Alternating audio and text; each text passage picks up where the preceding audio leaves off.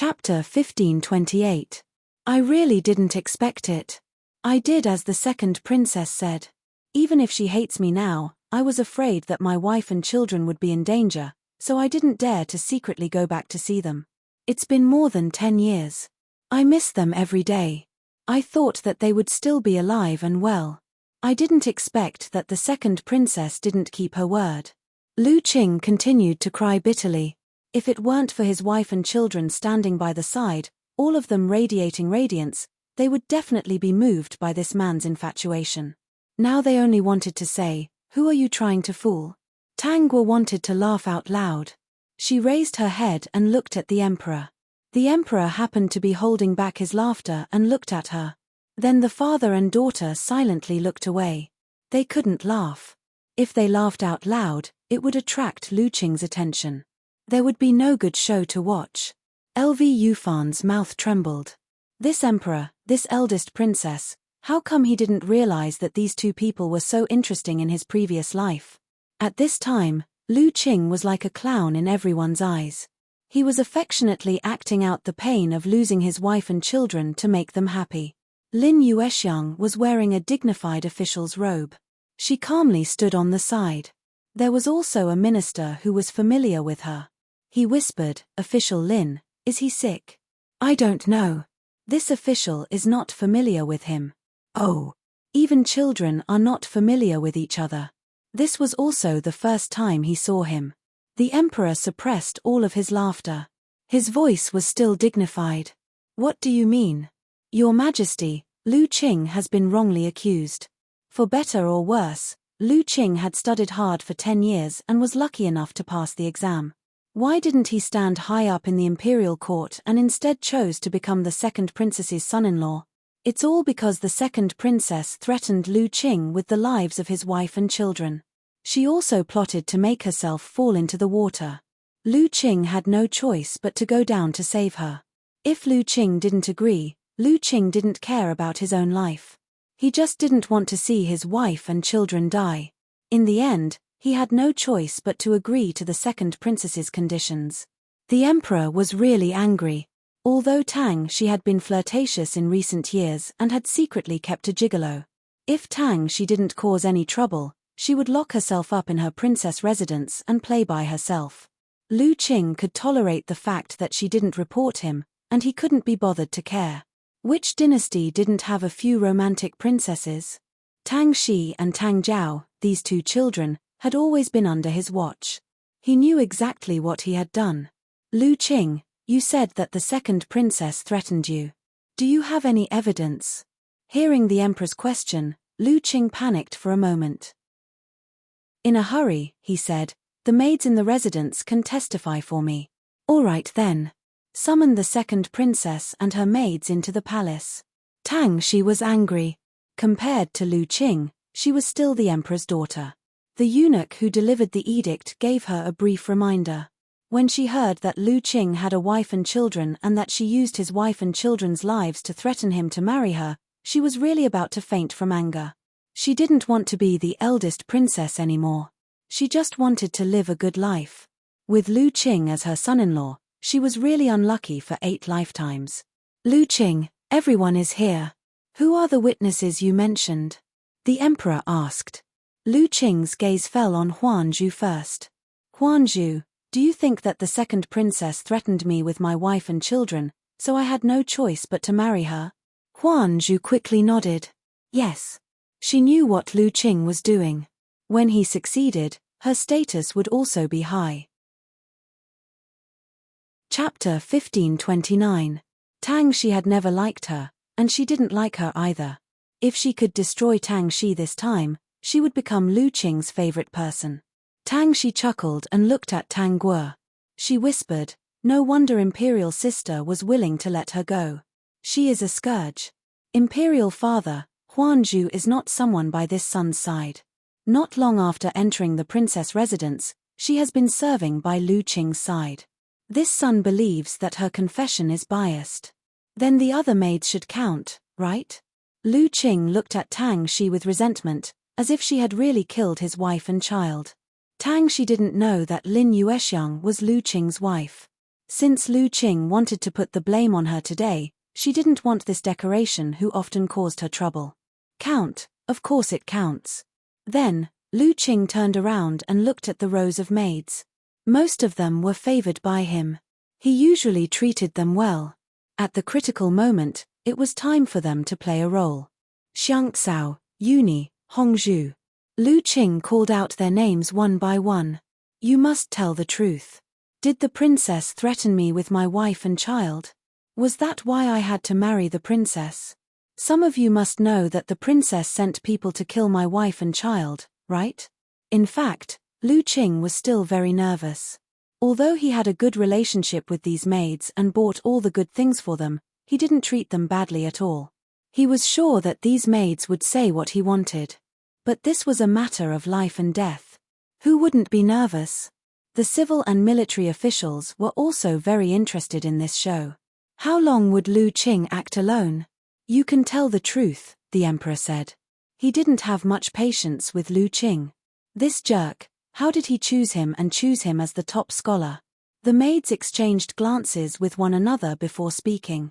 Replying to your majesty, second princess never knew that second prince consort had a wife and child. It's even more impossible for her to use his wife and child to force him into marriage. This servant also didn't hear that second princess sent people to kill second prince consort's wife and child. All of the maids that Lu Qing had touched said the same thing. Lu Qing's thinking was too simple. Tang she was able to let these maids serve him without worry. Didn't she have something on him? Tang she was different from Tang Guo. Tang Guo had been doted on since she was a child. She was just an ordinary second princess. Whatever she needed, she had to fight for it herself. If the people in the residence were not at ease, would she be able to use it? The families of these maids were all in her hands. Not to mention that she didn't do those things. Even if she did, would the maid dare to say that she did it in public? How could Lu Qing's small favors be more important than their family? Lu Qing was dumbfounded. Why was it different from what he had imagined? The emperor saw Lu Qing's dumbfounded look and kindly reminded him, Lu Qing, do you know who sued you today? Who is it? Lu Qing asked subconsciously. The emperor raised his hand and pointed at Lin Yuexiang and her son. The first is this year's top scholar, Lu Yufan. The second is the imperial city's little divine doctor, Lu Yuji. The third is this dynasty's #1 female official, Official Lin. Lu Qing, don't you know them? Lu Qing looked stiffly at Lin Yuexiang's position. His face was full of disbelief as he said with a trembling voice, You are Yuexiang? Chapter 1530. He had almost forgotten the names of LV Yufan and LV Yuji. But when these three names were mentioned together, he remembered. Weren't these the names of his children? Lin Yuexiang gently nodded. I am Lin Yuexiang. Are you surprised? No, how can you be Lin Yuexiang? How can you be Lin Yuexiang? Lu Qing slumped to the ground. His clothes were drenched in sweat, and he had no strength left in his body. Especially when he remembered that the little divine doctor was his daughter, this year's top scholar was his son, and the first female official of Beixia was his wife. Lu Qing couldn't believe it. How could it be like this? Lin Yuexiang is just a village woman. How could she become an official of the imperial court? Lu Qing lay on the ground and muttered to himself. He couldn't believe it. And his children, how could they have such achievements? How could the people he used to look down on be so glorious? They were already standing at a place he needed to look up to. Thus, everything he had said earlier had become a joke. The people in the imperial court just watched silently. He was like a clown performing. Your Majesty, the first thing this official wants to do today is to sue Lu Qing and seek justice for us. Secondly, she paused and said, I want to divorce Lu Qing. How can you divorce? Tang Guo interrupted.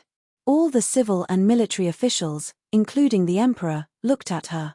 They didn't think that this eldest princess wanted to speak for Lu Qing. Sure enough, she said, Lu Qing has made such a big mistake. Not to mention the crime of deceiving the emperor, he abandoned his wife and children and even planned to defend to the death. If the news of a divorce spread, it wouldn't be good. Why don't you divorce your husband? Tang Guo winked at Lin Yuexiang. Official Lin, you are an official of the imperial court.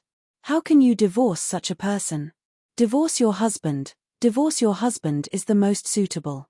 System. Host, Lin Yuexiang is going to be ruined by you. Look at Lu Qing's expression. You must be angering him to death. Lin Yuexiang reacted. Her eyes lit up as she said, Yes, Your Highness the First Princess is right. This subject wants to divorce my husband. Imperial father, I also want to divorce my husband. Tang Shi added, the prince consort is heartless and unrighteous. He's afraid of abandoning his wife and children and even tried to frame me. I can't afford to have such a prince consort. The emperor's forehead twitched, but he still allowed it. Tang Guo waved her hand, and Yingzhu took out a brush, ink, paper, and inkstone. Everyone in the imperial court was speechless. It turned out that the first princess had already prepared all of this. Lin Yuexiang did not hesitate to write the divorce papers. Her hands were trembling. It was her first time divorcing her husband. She was really excited. Since ancient times, no one had ever written a letter of divorce in front of so many important officials of the imperial court, right? And it was a letter of divorce. When Lin Yuexiang finished writing, Tang Shi also came over. Imperial sister, let me borrow your brush and ink. I'll definitely thank you in the future. With Tang Guo's nod, Tang Shi also wrote a letter of divorce. After she finished, she threw the letter in Lu Qing's face. From now on, her life would be free and easy. She could have as many gigolos as she wanted. As long as she was obedient and did not cause trouble, her imperial father and imperial sister would not care about what she did. What dream of becoming the eldest princess? She had thought about it a long time ago. She did not have her imperial sister's talent and experience. She could not be a role model for women. It was better to live a free and easy life. Her third imperial brother was not as good as the crown prince. With his cowardly attitude, there was no hope. Chapter 1531. Now that there was peace and prosperity, there was no need for the princess to marry. She should be satisfied with such a good time. If her third imperial brother really succeeded the throne, would there be such a prosperous era? Obviously, there was no. Lu Qing was thrown the divorce letter in the face. He only felt that the light letter hit his face painfully. Then, Lin Yuexiang walked in front of him and gently put the divorce letter in front of him. Now you and I have nothing to do with each other. No one will stop you from climbing up the ranks. These words were very ironic to Lu Qing. He was afraid that he wouldn't be able to survive today. How could these people be so hateful and want to kill him? Looking at the person in front of him, her movements were not the person in his memory. Thinking of the humiliation Lin Yuexiang gave him some time ago, Lu Qing was furious. Between the lightning and thunder, Lu Qing didn't know where he got the strength. He suddenly burst out, holding a piece of broken jade in his hand, and slashed towards Lin Yuexiang's neck. The people in the imperial court were in an uproar. They wanted to stop it, but they couldn't because they were too far away. Who would have thought that Lu Qing would suddenly attack Lin Yuexiang? Seeing that Lin Yuexiang's neck was about to be slashed, Lin Yuexiang raised her foot and kicked Lu Qing's wrist. She landed steadily on the ground with a back flip. As for Lu Qing's wrist, it had already been broken by her kick, causing him to scream in pain. Come, take Lu Qing down. The emperor ordered. Immediately, people came up and pressed Lu Qing down. He didn't defend himself, and he couldn't defend himself. The most important thing was that Lin Yuexiang's kick broke his wrist. All the civil and military officials stared in shock at Lin Yuexiang, who clearly looked very thin and weak. They didn't expect that this little girl not only knew poetry, calligraphy, and painting, but also knew farming and martial arts. No wonder he was appointed as an official by the emperor. Afterwards, Lu Qing was sentenced to be paraded through the streets for 3 days. Afterwards, Lin Yuexiang personally supervised the execution. Before the execution, Tang Guo asked someone to feed Lu Qing a golden millet dream. If he didn't let Lu Qing see the glory of his previous life, he wouldn't be so unwilling to die in this life. As expected, after using unrealized dream, Lu Qing's eyes were filled with malevolence as he paraded through the streets. He wanted nothing more than to devour all the onlookers. His life was supposed to be like a dream. Why? Why was it different from the dream? How was it different? Lu Qing pondered silently. Before he was dragged to be beheaded, he saw Tang Guo again. She was standing on top of a pavilion, looking at him with a smile. Beside her was a man in a spotless white robe. She was different. Tang Guo was different. Lu Qing thought it through. Everything came from her. Was she the one who changed everything? At that moment, Lu Qing looked at Tang Guo with resentment. Host, he actually dared to glare at you. Glare, he's about to die. Lu Qing's eyes widened in disbelief. What did he just hear? Why was he able to hear her words clearly even though they were so far away? Also, what was the voice that was talking to her? It definitely wasn't Yun Buxiu. With this confusion, Lu Qing was dragged to the execution ground. Tang Guo's conversation with the system was purposely revealed to Lu Qing. She wanted him to die unwillingly and confusedly. Lu Qing was dragged to the execution ground. He raised his head and looked at Lin Yuexiang, whose face was full of dignity, and shouted, "I really regret not sending more people to kill you all." Lin Yuexiang looked at him expressionlessly, not saying a word. Chapter 1532. Standing on either side of Lin Yuexiang were LV Yuji and LV Yufan. They were also expressionless. They had waited for this day for a long time. Yuji, Yufan, I'm your father. Do you want to watch your father die today? Looking at the shining and sharp guillotine, Lu Qing panicked and started to shout. He didn't want to die. He really didn't want to die. If he was given another chance, he definitely wouldn't lose so miserably. He should be an extremely high official, second only to one person and above everyone else. How could he be so miserable? No matter how Lu Qing shouted, no one paid attention to him. Because of the things he had done, countless people despised him. The surrounding commoners couldn't help but throw many rotten vegetables at him. Her Highness hates Lu Qing. Why didn't she come? Lin Yuexiang asked LV Yuji in a low voice. LV Yuji was speechless. She also replied in a low voice, Her Highness said that this kind of bloody and cruel place is not suitable for someone as noble and beautiful as her. LV Yufan and Lin Yuexiang looked at each other. Her Highness really knew how to lie through her teeth. Lord Lin, it's noon. We can carry out the execution. LV Yufan cupped her hands towards Lin Yuexiang and said with a slight smile on her face. Lin Yuexiang's expression also became serious. She glanced at Lu Qing, who was still shouting crazily and didn't know what to say. She only said one word, execute. The executioner pressed Lu Qing down and fixed him in place. His hand raised and the guillotine fell. A stream of blood splattered far away. Lu Qing finally stopped making a sound. Lin Yuexiang and her son finally let out a sigh of relief. They looked at each other and left together. From then on, Lu Qing no longer existed in their lives. Lu Qing died. Tang Guo's peaceful life for half a year was suddenly broken by the sudden appearance of a person. At this moment, this woman was standing in front of her.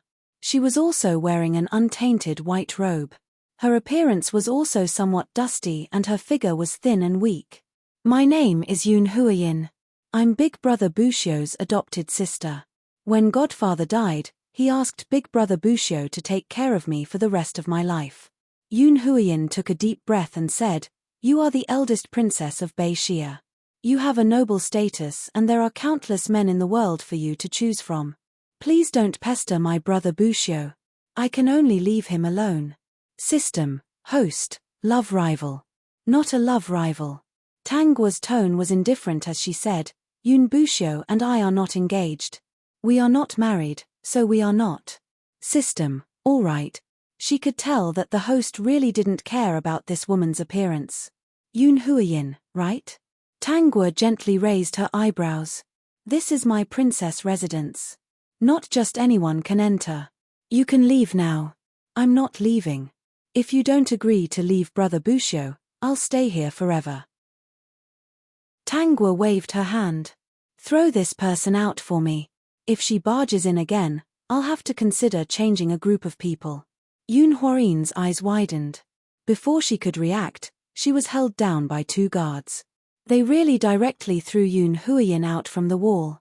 Is this how the princess of Bei Xia treats her guests? Tangwa pursed her lips and smiled. I've never heard of guests climbing over walls. Only thieves would climb over walls. If you do it again, you might lose your life. Don't you dare. If you hurt me, Brother Bushio will not forgive you. Do I need his forgiveness? Tangwa's slightly cold voice sounded. Yoon Hwarin, don't provoke me again. You can't afford to. Chapter 1533. Yoon Hwarin was thrown out of the wall by the 2 guards of the princess's residence, and she fell on her butt. The passers-by were surprised to see a person being thrown out. When they heard the conversation between Yoon Hwarin and Tangwa, they immediately understood that this woman had offended the eldest princess. Who is this woman? From her words, she doesn't seem to be from Bei Xia. And she was thrown out by the eldest princess. She must have done something bad and angered the eldest princess. Otherwise, why would she be thrown out? The eldest princess has always been a reasonable person. If she didn't offend her, she wouldn't be so rude.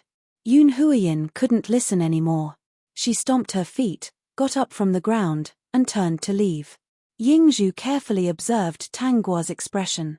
Seeing that her expression was normal, she heaved a sigh of relief. Your Highness, when the Grand Tutor returns, should we send someone to inform him? There's no need for that.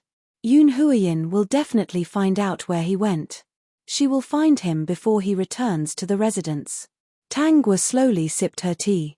Let him settle such a small matter himself. Huh? Yingzhu was surprised. Her Highness really didn't mean to be angry. Your Highness, you're not angry? Why would I be angry? Yingzhu said softly. This woman of unknown origin seems to have a special relationship with the Grand Tutor. She spoke rudely to Your Highness. I thought Your Highness would be angry with the Grand Tutor. The Grand Tutor mentioned her to me and explained the relationship between them. Your Highness trusts the Grand Tutor so much? Tangwa raised her head and smiled. He won't lie to me. If he dares to lie to me, we won't bring him along the next time we travel to other countries. Let's see if he won't cry. Yingzhu didn't know whether to laugh or cry, but at the same time, she understood that a mere Yoon Hwarin would not be able to shake the trust that the Grand Tutor had built in Her Highness' heart all these years. But she also understood that if the Grand Tutor continued to pester Yoon Hwarin, Her Highness could only coldly and heartlessly throw him away. System, what a pitiful man.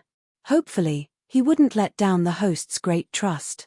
In this world, there were only a handful of people who could gain the host's trust and travel around the world. Dear host, do you want me to monitor what Yoon Hwarin will say to Yoon Bushio? Do you want me to broadcast it live? No need, I'm not interested.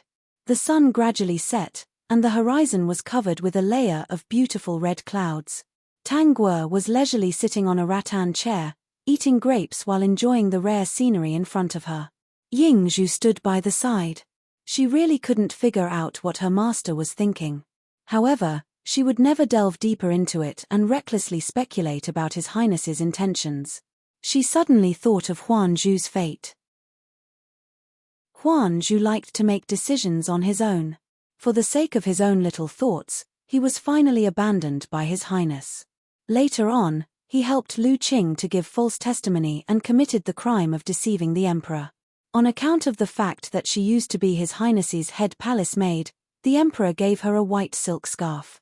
She heard that before Huan Zhu was strangled to death, he even shouted that he was forced by Lu Qing. Seeing that no one cared about her, she called for His Highness. Her face was pale and her body was trembling as she begged His Highness to save her life. Huan Zhu's fate today was all because of him. Yingzhu didn't sympathize with him at all and even came to a conclusion. Chapter 1534. As the head palace maid of His Highness, she should serve His Highness well. Naturally, she should not have too many thoughts. Seeing that the sky is getting dark, the colorful clouds in the sky are about to disappear. Suddenly, a person jumps up from the top of the wall. That person's white clothes are fluttering, and he only pauses on the wall for a moment. As if seeing that Tang Guo is still there, he gently lands in front of her. I've made your highness wait for a long time. Tang Guo raises her head and asks, how did you know that I was waiting for you and not enjoying the beautiful scenery on the horizon? So your highness was enjoying the beautiful scenery on the horizon. It just so happens that Buxiu brought the newly brewed fruit wine yesterday. I don't know if I can have a drink with your highness while waiting for the moonlight to appear.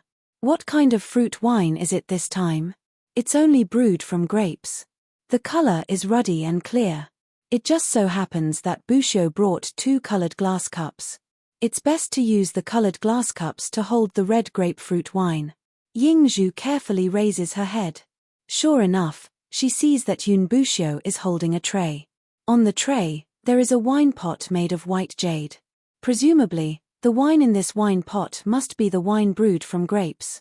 In addition, there are also 2 exquisite and beautiful colored glass cups. Yun Buxiu puts the wine pot and cups on the stone table in front of Tang Guo and pours a cup for her first. Sure enough, when the red liquid is poured into the colored glass cup, it's very beautiful. Especially when the moon slowly climbs up, the silvery white moonlight sprinkles down, making the 2 half-filled colored glass cups even more beautiful. State Preceptor is a person who enjoys life very much. You even found such a rare colored glass cup for me. Tang Guo holds the cup and gently takes a small sip. The taste is not bad. It's good that your highness likes it. Yun Buxiu has been observing Tang Guo's expression. Seeing that she is not angry, he is slightly relieved, but also has some indescribable feelings. Today, your highness has been wronged. I didn't expect that my adopted sister would come to your highness's mansion to make a scene. I didn't suffer any grievances.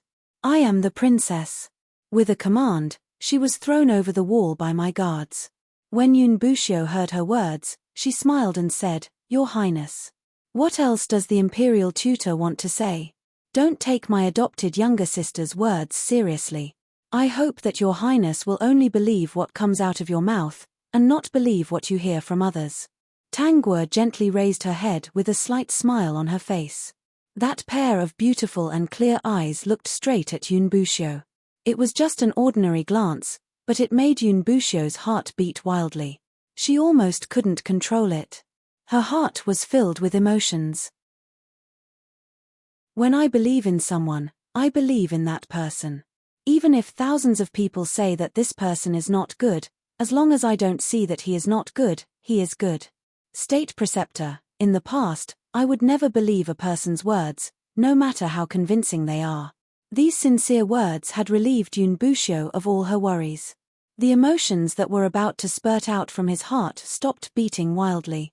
He only felt that there was a trickle in his heart. It was warm and sweet. This afternoon, after meeting Yun Huiyin, he heard a lot of things from her. Actually, he didn't listen to what Yun Huiyin wanted to say at all. He only heard that Yun Huiyin had barged into the princess's mansion. Your Highness, I heard that you are planning to travel around the world for 5 years. Will you bring Buxiu along? I will. Chapter 1535. The emperor heard that Tang Guo was going to travel around the various countries to observe the local customs and customs of each country, as well as their soil. While she was at it, she was going to visit the various countries and make friends with them. He only sighed and allowed it. This was a good thing. He was just a little reluctant. He, Guo had contributed so much to Bei Xia as a woman. It should be recorded in the annals of history. The empress stayed by Tang Guo's side until her eyes were red from crying. She held her hand and refused to let go, expressing her reluctance.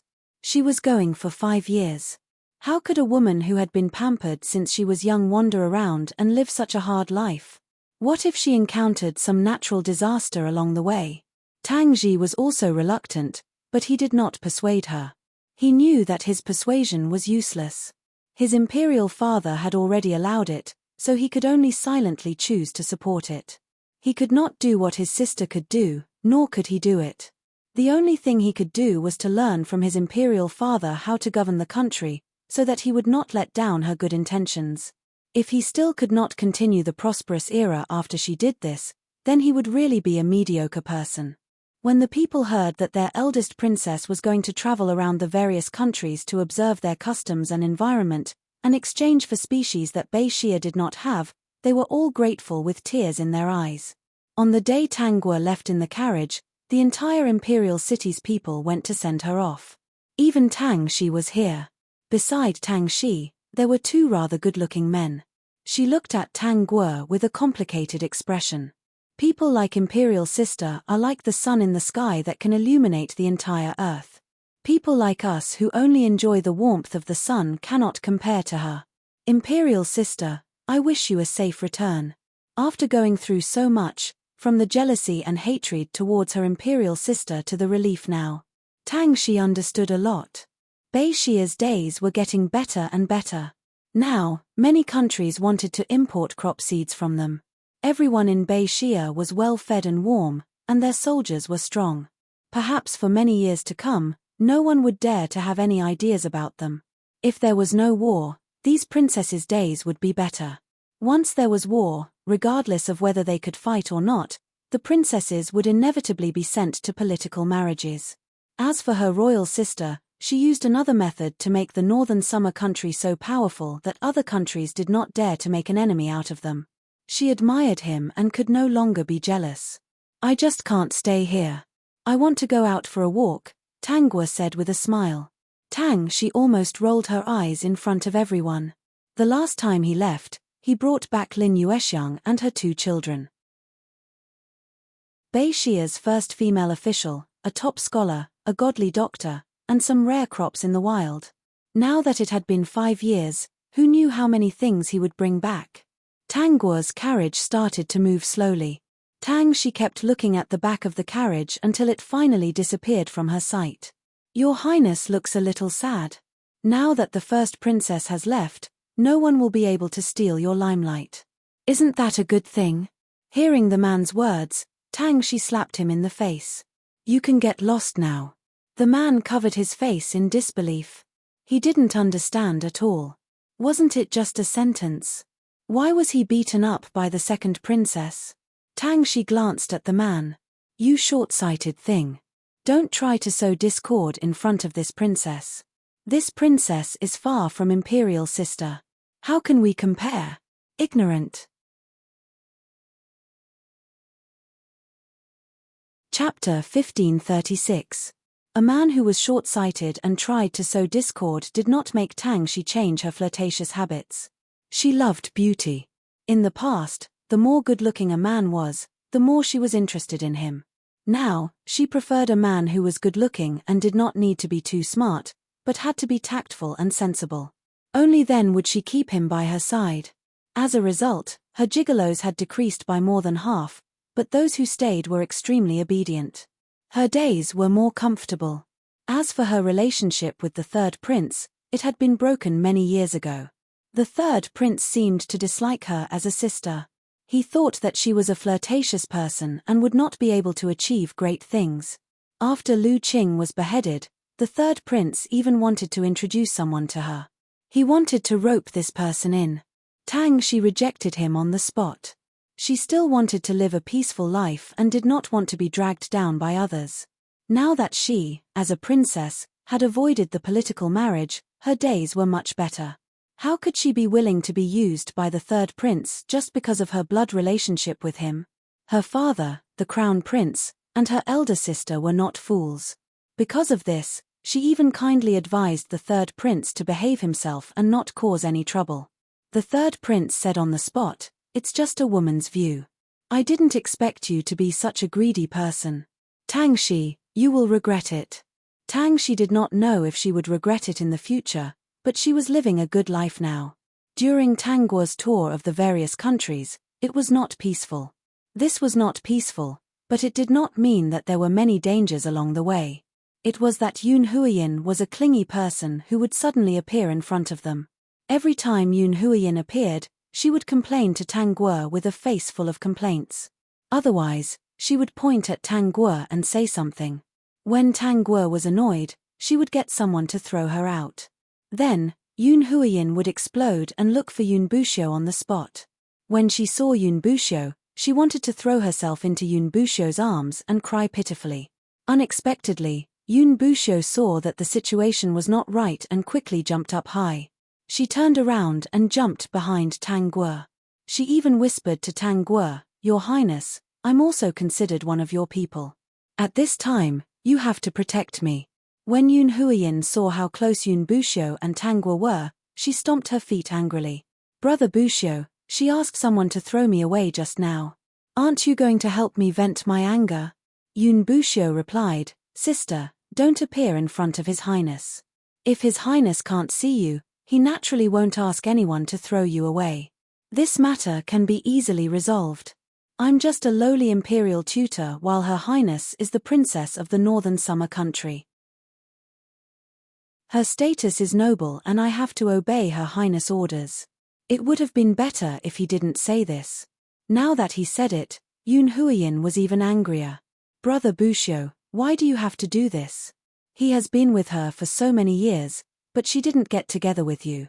It's obvious that she doesn't like you at all. Why are you so dead set on her?" "Sister, His Highness can live without me, but I can't live without His Highness. I'm willing to accompany His Highness.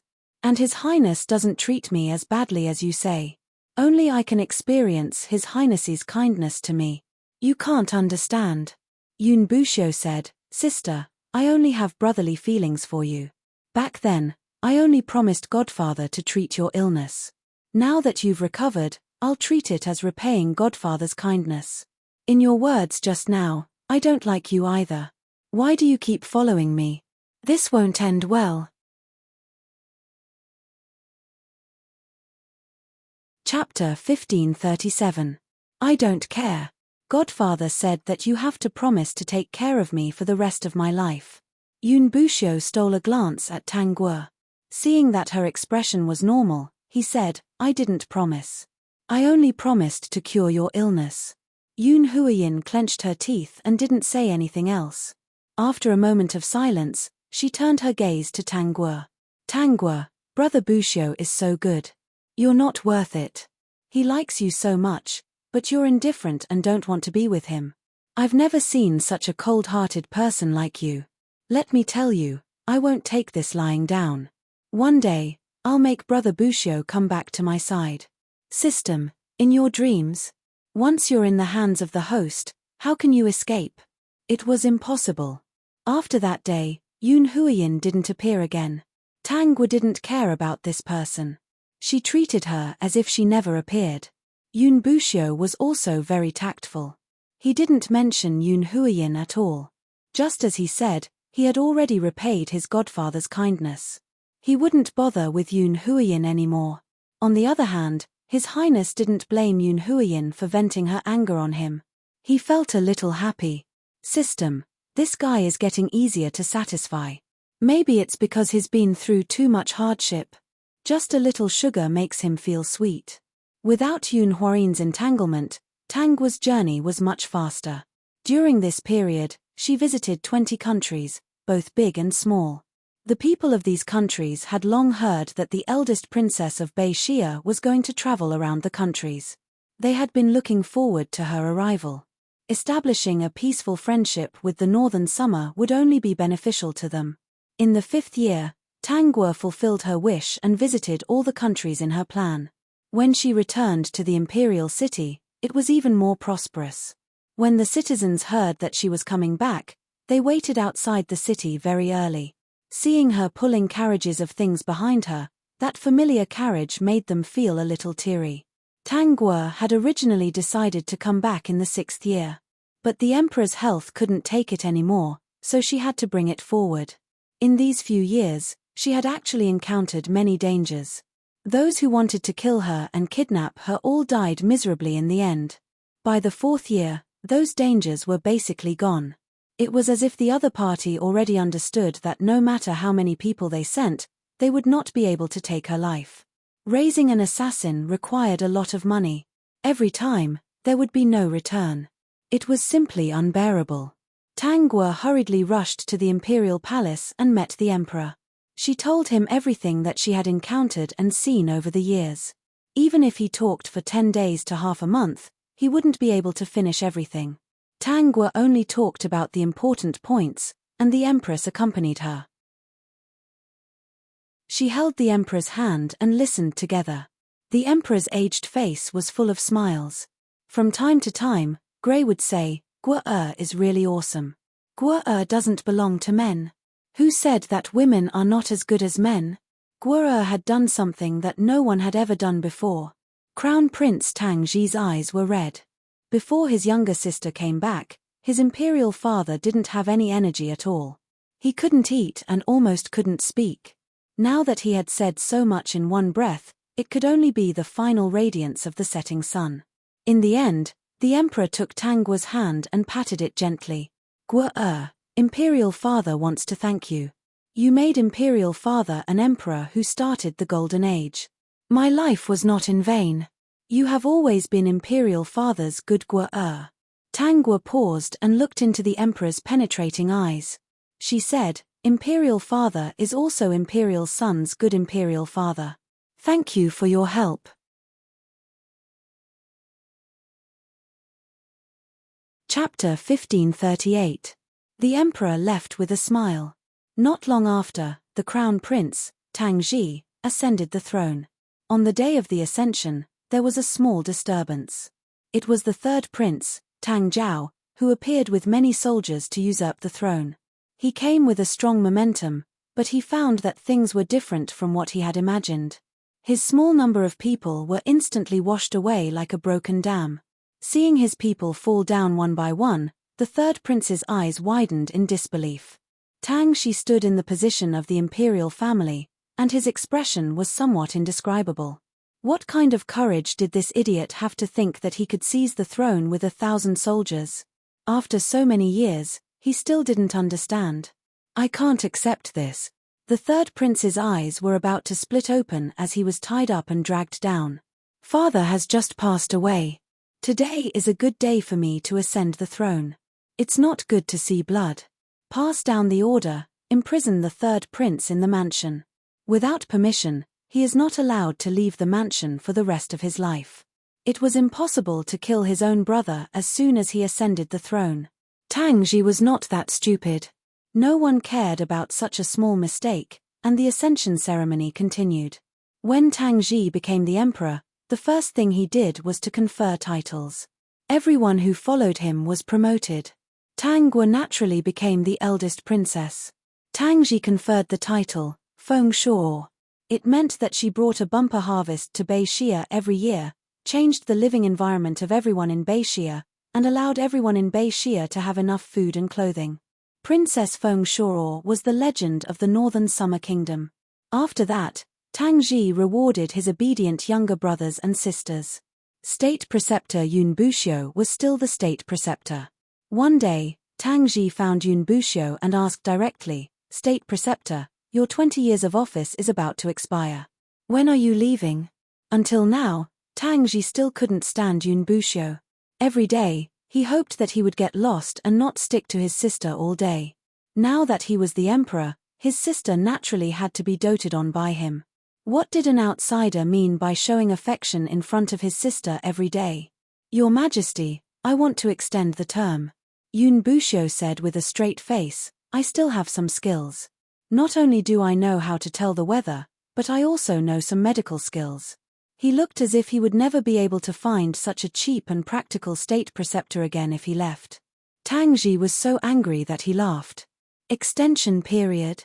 Tang Ji frowned. "How long do you plan to extend it?" This guy's skin was really thick. Actually, he also understood that Yun Buxiu's existence was still quite important. Natural disasters could be avoided, but natural disasters were hard to predict. With Yun Buxiu's divination, they could do a lot of things. It was all thanks to Yun Buxiu that the various disasters that had happened over the years could be minimized. Until death. Tang Ji, can he say get lost? Yun Buxiu returned home happily. She changed into a clean set of clothes and climbed over the wall to Tang Guo's courtyard. Sure enough, she was there. "Your Highness, His Majesty asked me when I would be leaving today. From the looks of it, he thought that Zhongxian wouldn't be able to tell, and he nearly asked him to scram. What did the state preceptor say? Yun Buxiu revealed a smile and said rather proudly, I said that I wanted to extend the term and that I was important. His Majesty allowed it. How long did you extend it for? Tang Guo followed the topic and asked. Yun Buxiu was very satisfied. Her Highness clearly knew, but she still didn't expose him. How could he give up such a good life? I said until death. Yun Buxiu's deep eyes met Tang Guo's smile. Hearing him say until death, the emperor's eyes almost ate him up.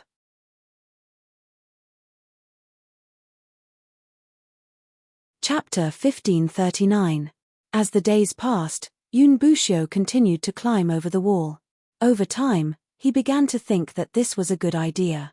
Over the years, the princess's mansion had been renovated several times. The only thing that had not changed was this wall. So, does this mean that His Highness left a door for him to go over? Not long after, the new emperor of Xiyun country also ascended the throne. Xiyun country was very close to Bei Xia country. Many years ago, Bei Xia country and Xiyun country were equally matched. Now, they were certainly not as good as Bei Xia country. But as a country that had been friendly for many years, Bei Xia country still sent a messenger to congratulate the new emperor of Xiyun country on his ascension. He had thought that this matter would be over just like that. Tang Ji also did not expect that the new emperor of Xiyun country would come in person. He thought the other party wanted to talk about cooperation. After all, Bei Xia country was now rich in products and had a strong army. Even if someone wanted to rob them, it was just like hitting a rock with an egg. It was better to obediently use the things in his country to exchange. Since the other party was so sincere, Tang Ji still held a banquet in the palace to welcome the new emperor of Xiyun country. That night, the royal family, ministers, and women were all present.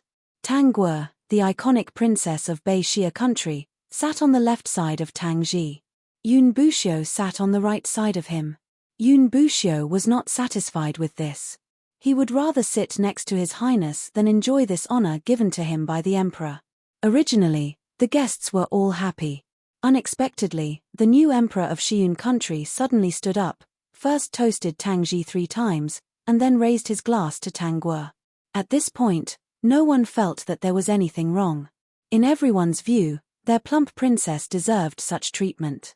After the 3 glasses were drunk, the new emperor of Xiyun country spoke, I have admired Her Highness for a long time. Today, I want to marry Her Highness with 9 cities and a peace treaty between the 2 countries for 100 years. I wonder if Your Highness is willing. The sudden proposal infuriated everyone present.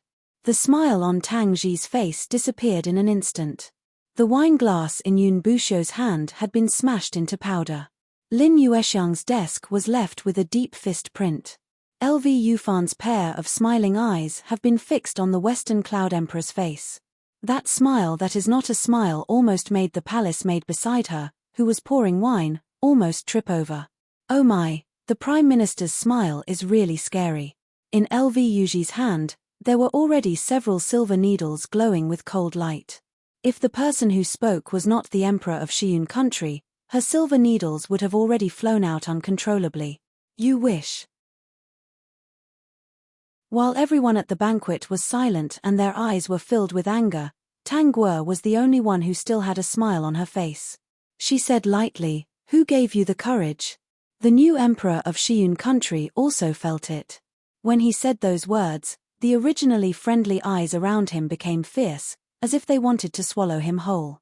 He believed that his offer of 9 cities and a peace treaty for 100 years was truly unprecedented and would never be matched by anyone in the future.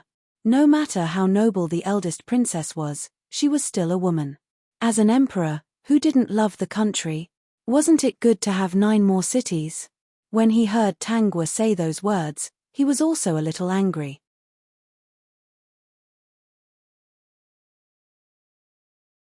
Chapter 1540. But thinking of his promise to Huayin, if it wasn't for Huarin's help, he wouldn't have won the battle in the palace and become the new emperor of the Western Cloud country.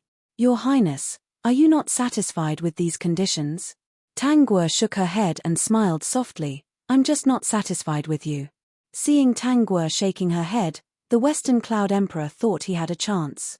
But when he heard Tang Guo's words, the smile on his face gradually disappeared. Then what is your highness dissatisfied with me? Tang Guo supported her chin with one hand and said, too flowery, too old, too ugly, too stupid, too naive. The ministers of Bei Xia country, your highness Princess Royal is wise. Lin Yuexiang and her two sons looked at each other, and a smile appeared on their faces again. His highness' conclusion was really amazing. The Western Cloud Emperor has countless concubines and is really flowery. This year, he is in his 40s and is indeed very old. Looking at his appearance, they then turned to look at Yun Buxiu, who was sitting at the side. He wasn't young either. It was as though time hadn't left any traces on him. He was still the same as before. This Western Cloud Emperor was truly ugly. As for being too stupid, he was really stupid. Only someone with a brain that was stuck in the door would think that their Princess Royal would marry him. Being the Empress, being the Princess Royal, would be so comfortable. Therefore, this person was really naive. When Yun Buxiu heard Tang Guo's words, he was first happy and then quickly looked at himself. He can't see his appearance and actually lowered his head. From the reflection of the wine cup, he can see that he is not bad. He is relieved. It seems that in the future, he will have to make some nourishing flower tea for himself to keep his appearance young and not be disliked by Her Highness. This time, the Western Cloud Emperor is really angry. Your Highness Princess Royal, this is too humiliating. You are the one who is humiliating. What can you do to me? Tang Guo said with a smile. She has worked hard for more than 20 years and finally cultivated a large group of people and established a unique position. In this Bei Xia country, it can be said that she can do whatever she wants and Tang Ji will indulge her. She estimated that if she wants to be the emperor, Tang Ji will not oppose and will be very happy. What could a mere West Cloud Emperor do to her? Emperor of Northern Xia, is this how you treat your guests? I've long heard of Princess Royal's reputation, but seeing her today, I didn't expect her to be so unsightly. Tang Ji raised his eyelids slightly and said casually, Zhen dotes on her. What about you? Yun Buxiu was anxious. What did he mean by you spoiled him? He was clearly spoiled too. Everyone spoiled him together. Why did he have to take all the credit? The ministers below also had a look of even if you're the emperor, you can't steal the credit like this. They also had a share in spoiling the eldest princess. They couldn't take all the credit. But it was just right.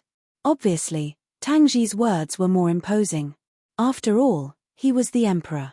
The West Cloud Emperor really didn't expect the result to be like this. He looked at Tang Ji angrily. Emperor of Northern Xia, do you want to start a war? I like peace, but the dog on the other side of the wall has to jump out and bite people. But I'm not afraid. Winter is coming, and it's a good time to catch the dog and stew it with dog meat soup. The West Cloud Emperor was angry. You all are too much. Imperial brother, I don't want to look at him. This person is old and ugly and stupid. Throw him out. Everyone is waiting to eat. If he continues to be hungry, he will have stomach problems. LV Yuji echoed, Your Majesty, Her Highness is right. If you don't eat on time, it will be bad for your stomach.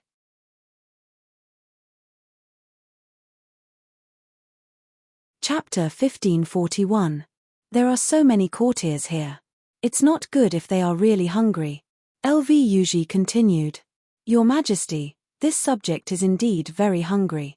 Now my stomach is a little uncomfortable. Lin Yuexiang said without changing her expression. She didn't even cover her stomach. She really didn't give any face. Your Majesty, this subject is also hungry. Then, all the courtiers stood up. Your Majesty, this subject is very hungry. I don't know when we can eat. I'm also hungry. Yun Buxiu said. Tang Ji looked at this scene and almost laughed crazily. He must be the happiest emperor in the history of Bei Xia. This was really the unity of all the people. He was so comfortable. It was said that when one was in a good mood, one would live a long life. Since ancient times, emperors had short lives. He must be the one who lived a long life. Come, Throw these people out for me. Tang Ji didn't hesitate anymore. Everyone was waiting to eat. He couldn't let so many of his own people starve for an outsider. They might even get sick from hunger. Most importantly, his precious sister didn't want to look at this person. He must throw him out. The West Cloud Emperor struggled and shouted, "What are you doing?" Then, he was thrown out. After the eyesore was thrown out, Tang Ji waved his hand. Everyone has been waiting for a long time. Now, we can eat. Without the Emperor of Xiyun country, the royal family, ministers, and other people who were present were eating happily. They felt that today's vegetarian dishes were really fresh and tender. They were crispy and delicious. The meat was also very tender and smooth. It was really good. If there was a palace banquet every day, it would be really great. The next day, the news that the West Cloud Emperor was thrown out at the palace banquet because he failed to marry Princess Royal. This news was spread like wildfire. The West Cloud Emperor originally thought that the people would be worried about the war when they heard such a thing. He never expected that. Well done. That dog of a West Cloud Emperor actually dared to have ideas about our Princess Royal. Bah, it's really an insult to Princess Royal. Is Princess Royal only worth 9 cities? I heard that the West Cloud Emperor even threatened the Emperor with war. That's why the Emperor was angry. Haha, do you think we are afraid? As long as he dares to fight, we won't be afraid. If we really go to war, I'll give half of my family's assets to our officers and soldiers, and ask them to fight fiercely. In the end, the Western Cloud Emperor left silently. The Northern Xia country's emperor was fierce, the princess was fierce, the ministers were fierce, and the commoners were especially fierce. War! He really didn't dare. Anyone with a bit of knowledge would know that Bei Xia had a strong army. How could they fight? The Western Cloud Emperor had not yet returned to the Western Cloud country, but the news of him being thrown out of the palace banquet had already spread to the Western Cloud country. Yun Huiyin did not expect that the West Cloud Emperor, whom she had painstakingly helped seize power, would not even be able to marry a princess. Attack them, Yun Huiyin said. Take down Bei Xia and you'll be able to vent your anger. The West Cloud Emperor hurriedly shook his head. We can't fight. We are no match for the Northern Summer. Yun Huiyin pursed her lips.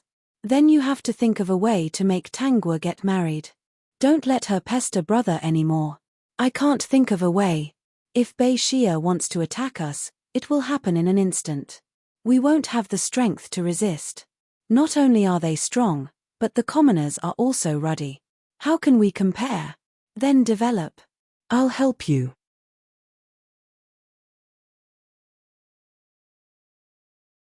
Chapter 1542. I still don't believe that I can't compare to her. If 1 year isn't enough, I'll take 10 years. If 10 years aren't enough, I'll take 20 years. If 20 years aren't enough, I'll take 30 years. I'll definitely surpass her. After that, Yun Huiyin really began to help Xiyun develop. Unfortunately, she didn't know much about this. Even though she had read many books and even endured her disgust for Tang Guo to read some stories about her. For the sake of Yun Buxiu, she even humbly consulted the old farmers and followed Tang Guo's method. Unfortunately, she wasn't Tang Guo. Even if she copied her, she couldn't draw the same thing. The results were really too different. Since the last time, Bei Xia had cut off contact with them. The other countries also knew that the two countries were not on good terms, so they didn't dare to have more contact with them for fear of angering Bei Xia. Just like that, 3 years passed. Xiyun country only improved a little, but Yun Huiyin didn't give up. After 10 years, Xiyun country finally improved a little. The emperor of Xiyun was a little happy. At least he had a goal. Over the years, he had thought a lot. He didn't want to be complacent when he became the emperor and thought that he could really marry the eldest princess of Bei Xia. If he could turn back time, he would definitely not do that. Perhaps Xiyun country had already developed very far by sucking up to Bei Xia. But Yun Huiyin had helped him and was also his benefactor. Now, there were many things that Yun Huiyin had to do. He could only turn a blind eye to it. In the blink of an eye, 20 years had passed.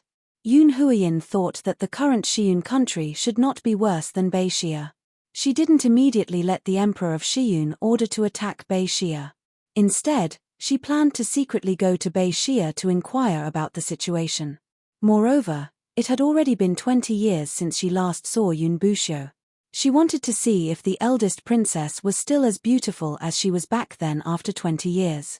She looked at herself in the bronze mirror, who was gradually aging. She had carefully taken care of her appearance. That eldest princess was slightly older than her. Could she be better than her? People would age.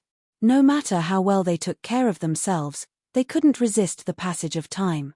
When they entered the city of Beixia, Yun Huiyin was a little surprised. The cities that they passed by were really too prosperous.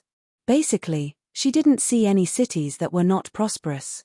Almost every city could be compared with the imperial city of Shiyun country. Her heart had already sunk to the bottom of the valley. When she arrived at the royal city of the northern Xia country, she looked at the magnificent city walls and the tall, strange buildings that rose from the ground. She only pursed her lips and didn't say a word. How could she have forgotten that in the past 20 years, she had been improving slowly while northern Xia had been improving rapidly? It was impossible for them to catch up. However, she still wanted to see Yun Buxiu and the eldest princess, even if she had already lost. Tomorrow is the death anniversary of Princess Fengshuo and the imperial preceptor. Every time this day comes, my heart hurts. This sentence suddenly entered Yun Huayin's ears, causing her to be stunned. Death anniversary? She must have heard wrongly. How could brother Bu Xiu die so early? As for the eldest princess, she lived like a princess. With so many people spoiling her, she would also live for a long time. There was still no clear winner between them. She hadn't won against her yet. How could she die at that time? After asking many people, she got the same answer. They were dead. Yun Huiyin walked in the royal city in a daze. She heard many stories about Tang Guo and Yun Buxiu. On the day of their death anniversary, she bought a courtyard in the royal city, which was just opposite the eldest princess's residence. Live together and fly away together. Dream on. When I die, I will also occupy a place here. Don't think about having peace.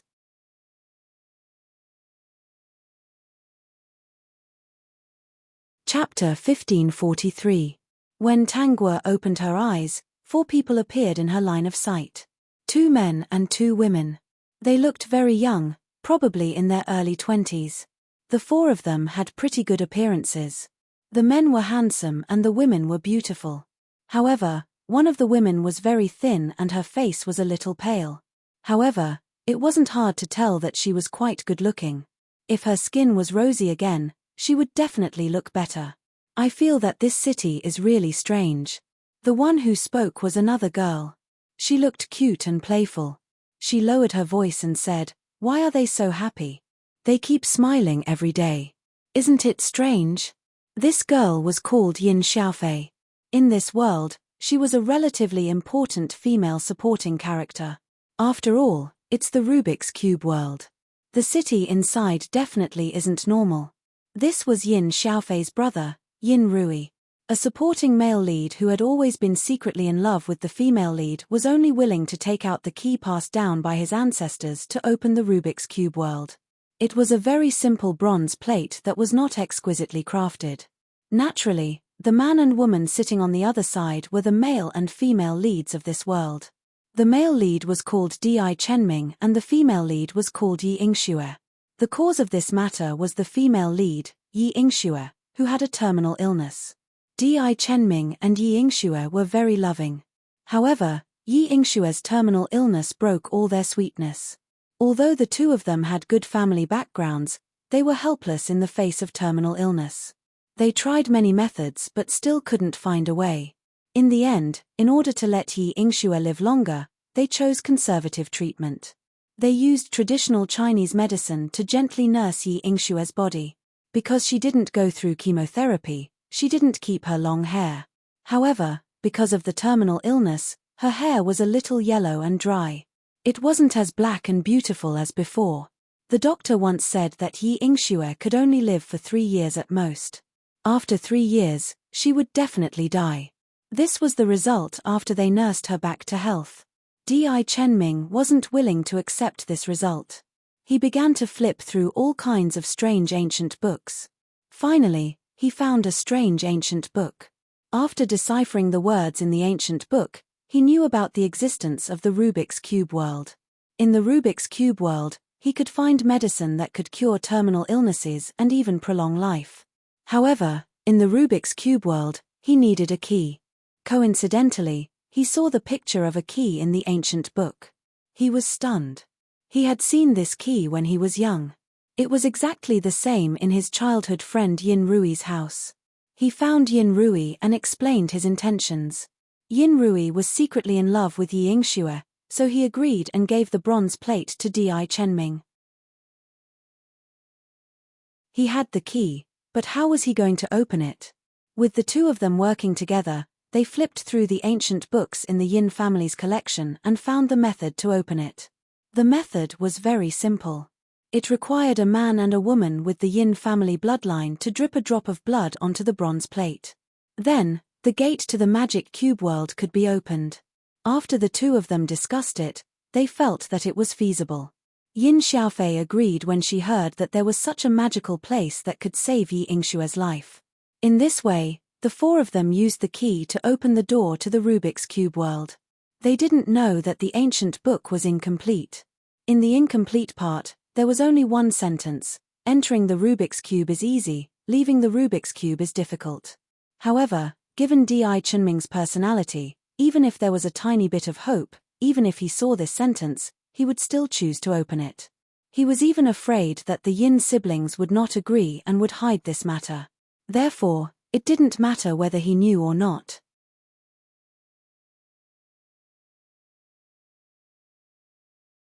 Chapter 1544. They were lucky to meet the original owner of the Rubik's Cube world, Tang Guo. The original owner's identity was not simple. It could be said that she could walk freely in the Rubik's Cube world without any restrictions. The reason why she was attracted to them was because of Di Chenming's infatuation. She didn't think that after entering the Rubik's Cube world and going through several cycles, there would still be people who could maintain their original heart. The Rubik's Cube world was very dangerous, but it also represented many opportunities. If they could go in and out at will, she believed that many people would be willing to come here. She didn't believe it, but she didn't intend to destroy their relationship. She was just curious, or maybe bored, so she wanted to participate in their adventure. When they encountered danger, she would give them a few pointers, so that they wouldn't die early and she wouldn't be able to see the results. The original owner's decision could be considered as a cheat for Di Chenming and the others. Even if they encountered many dangers along the way, they would be injured every time they arrived at a new world. They would encounter various dangers and hardships. But with the original owner's existence, at least they wouldn't die like the others. The Rubik's Cube world was a world of its own, divided into 6 small worlds, named 6 cities. Common currency, Rubik's Cube coins. The place where the male and female leads appeared was called Happiness City. After a month cycle, they would be randomly sent to another city. These cities were called Fun City, Fantasy City, Death City, Sin City, and Trading City. They finally arrived at Trading City, which was a paradise for everyone who wandered in the Rubik's Cube world. Trading City, as its name suggested, was a city where you could trade things. There were all kinds of things that couldn't be bought in other worlds, and they could be exchanged with money. There was nothing that you couldn't imagine that wasn't sold here. Not to mention the medicine for terminal illness. As long as you had enough Rubik's Cube coins, you could even sell your youth and unlimited lifespan. After so many hardships, Di Chenming and the others saved up a lot of Rubik's Cube coins after the original owner's reminder. After arriving at Trading City, he immediately bought the medicine for terminal illness and cured Yi Yingxue's disease. Then he bought lifespan, youth, and martial arts for each other. At this time, he finally thought of how to get out. He still had a lot of Rubik's Cube coins left. The original owner told them that there was a lottery box in Trading City. There was a chance to draw the key to the Rubik's Cube world. As long as they drew the key, they could get out. However, the chances were very small. Many people had lived here for tens of thousands of years and still hadn't drawn it. So many years had passed, but no one had ever heard of it. In the end, Di Chenming and the rest spent all their Rubik's Cube coins but did not get the key. They didn't like the Rubik's Cube world that rotated every month. Moreover, the world here was synchronized with the outside world. They still had loved ones they cared about, so they couldn't stay here. It would be another 6 months before the next turn would take place. One day, Di Chenming found the original owner of the body. When she was unprepared, he took out a dagger from the lottery box and stabbed it into her heart. Then, he said, "Do you think it's fun to play with us ordinary people? You're the city lord of the city of trade, right? As long as I kill you, the exchange city will collapse and the magic cube world will disappear. Once this world disappears, all of us will naturally be able to leave." The original owner had never thought that the scheming Di Chenming would suddenly make a move on her.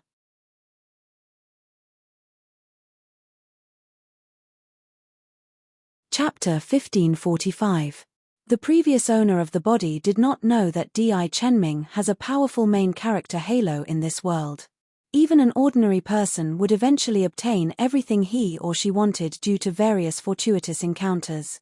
Even the previous owner of the body is only one of his halos.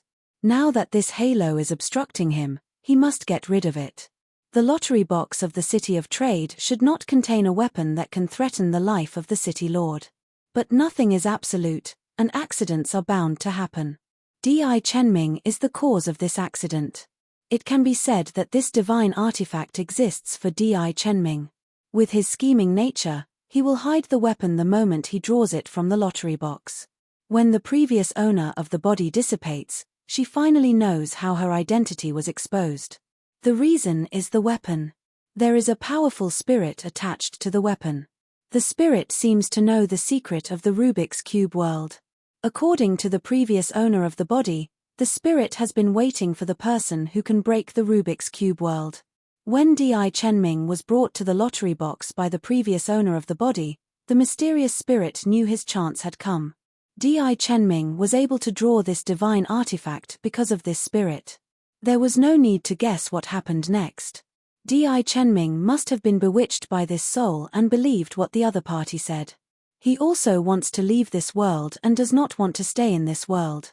He chose to use the weapon to stab the previous owner of the body in the heart and cause the City of Trade to collapse. In the Rubik's Cube world, every city is closely related. If one city is destroyed, the entire Rubik's Cube world will collapse. Curiosity killed the cat. After receiving the memories, Tangwa said, "So what if she is the city lord of the City of Trade? Without her, these people might not have survived until the end." In the end, it was just a violation of his own interests. Coincidentally, someone gave him an excuse to stab the original owner to death. Then, "Great host, you have just met. Why don't you just leave and let them die? Di Chenming, this ungrateful bastard, it's better to let him die here. He is the male lead. He will not die. Without me, he will encounter other halos that are not easy to control. Furthermore, I still need him to lure that divine artifact out. It's been hidden in the lottery box for so long, and it's even in my trading city without being discovered. It's definitely not that simple." So, the system's voice was weak. "Host, you mean to say that if you continue to accompany them, you will have to accompany them until the end?" "Yes, but this time, I won't remind them where the danger is." System: "Oh, I understand. Are you trying to mess with Di Chenming the entire way? This time, I want to be a weak little girl. I want to be pretty and have some fighting skills. I don't know anything else." System: "What kind of joke is this?" He looked at Tang Guo from head to toe and saw that she was wearing a moon-white cheongsam. She sat elegantly on a stool with a cup of tea in front of her and a wooden folding fan beside her. She looked really pretty and delicate. Her face didn't look like a particularly smart person. She was only super beautiful. Looking at this happiness city, there are people wearing all kinds of clothes, skin colors, and hair colors.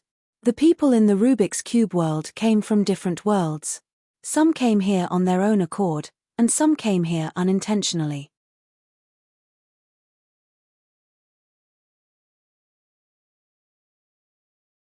Chapter 1546. No one knew how many keys there were to open the Rubik's Cube world. Moreover, each key could be opened in a different way. It might not be like the Yin siblings who opened it with a drop of blood. Tangguo, do you have any ideas?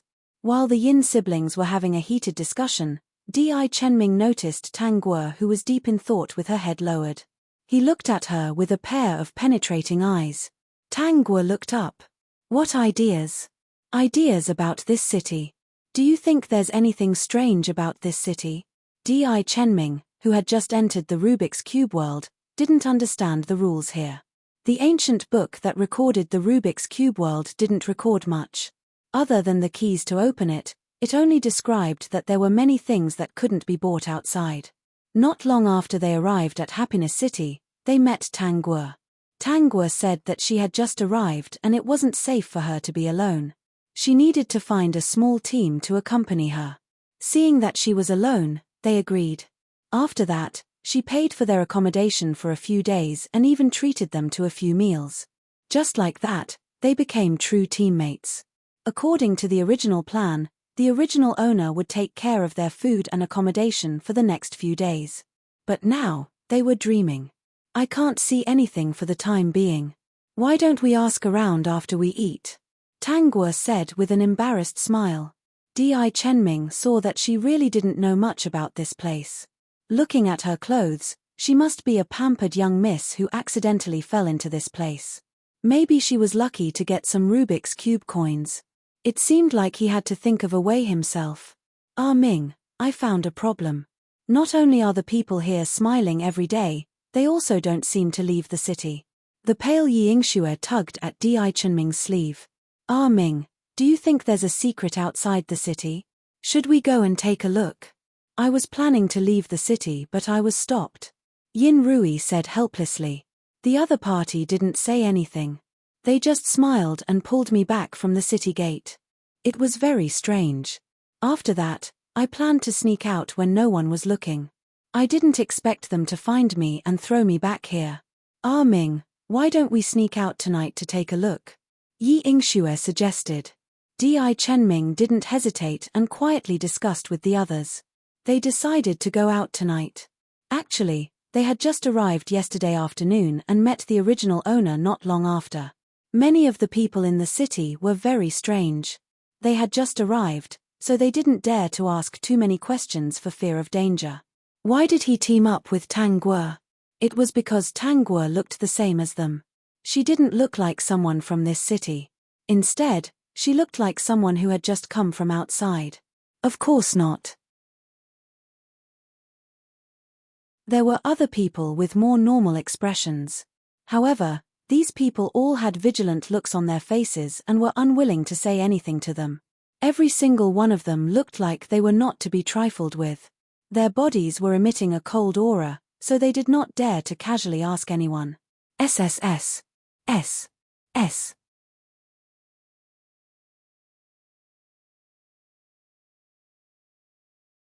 Chapter 1547. People who had lived in this place for a long time lacked a sense of security. They felt that there was something wrong with everyone and that they could get themselves killed. As for bringing rookies along, that was even more impossible.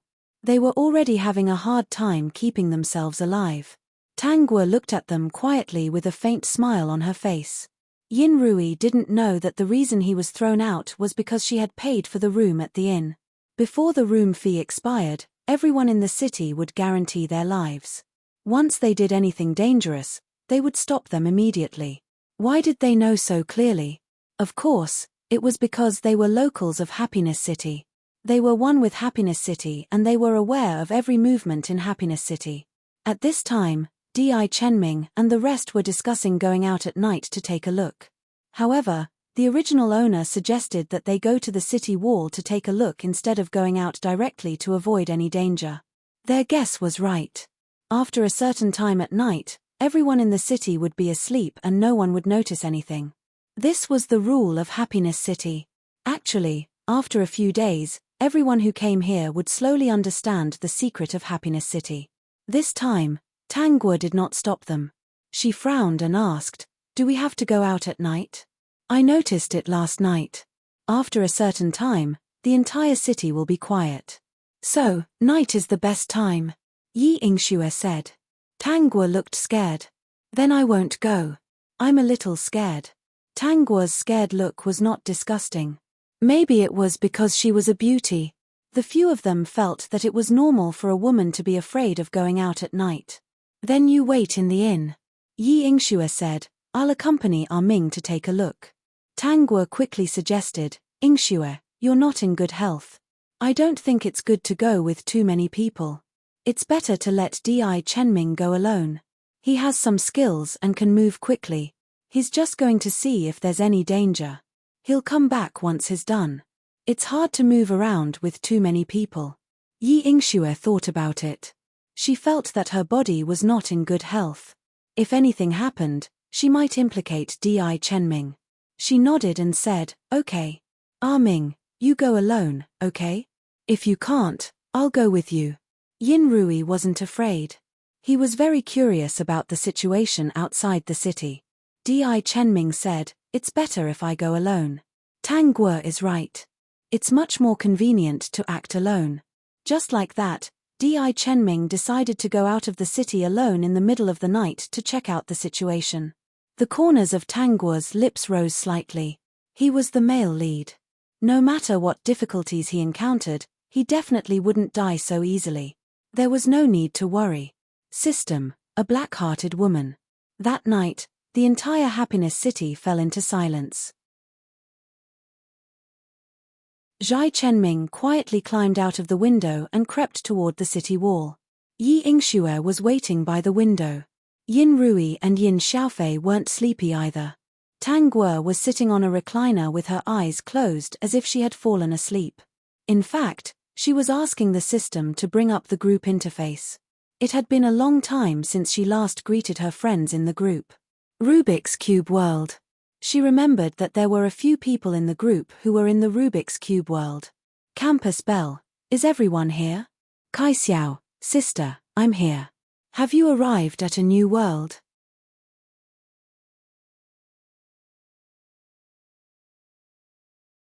Chapter 1548. Ziyun, sister, what world is it this time? Mo Yuntian, is there any danger? If you need anything, remember to send us a message. Sister, don't be shy. Tangguo looked at the three people's passionate and concerned words and smiled. If I really need anything, I won't be polite. This time, I have indeed arrived in a new world. Margaret, is it a magical world? Margaret was looking forward to it. Over the years, they could be said to have accompanied Tangguo to many different worlds. She was looking forward to the day when Tangguo could go to her magical world. So, almost every time Tangguo appeared in the group and talked about a new world, she would ask if it was a magical world. Emmanuel, I hope it's our interstellar civilization world. But there are countless interstellar civilizations. I'm just dreaming. Misty Fairy, no matter what world it is, it's good that it didn't come to our world. This place is good except that we can't go out. It's the worst. Silver Hoop, don't you think so? Silver Hoop, yeah, I still want to ascend to the celestial world. I've been waiting for thousands of years. Fortunately, all the Rubik's Cube coins I've earned over the years have been fed to that dog's stomach. I really don't know when a key will appear. Misty Fairy, in order to go out, I've been living frugally for thousands of years. I can't even bear to buy a few skirts. I've given them all to the Rubik's Cube.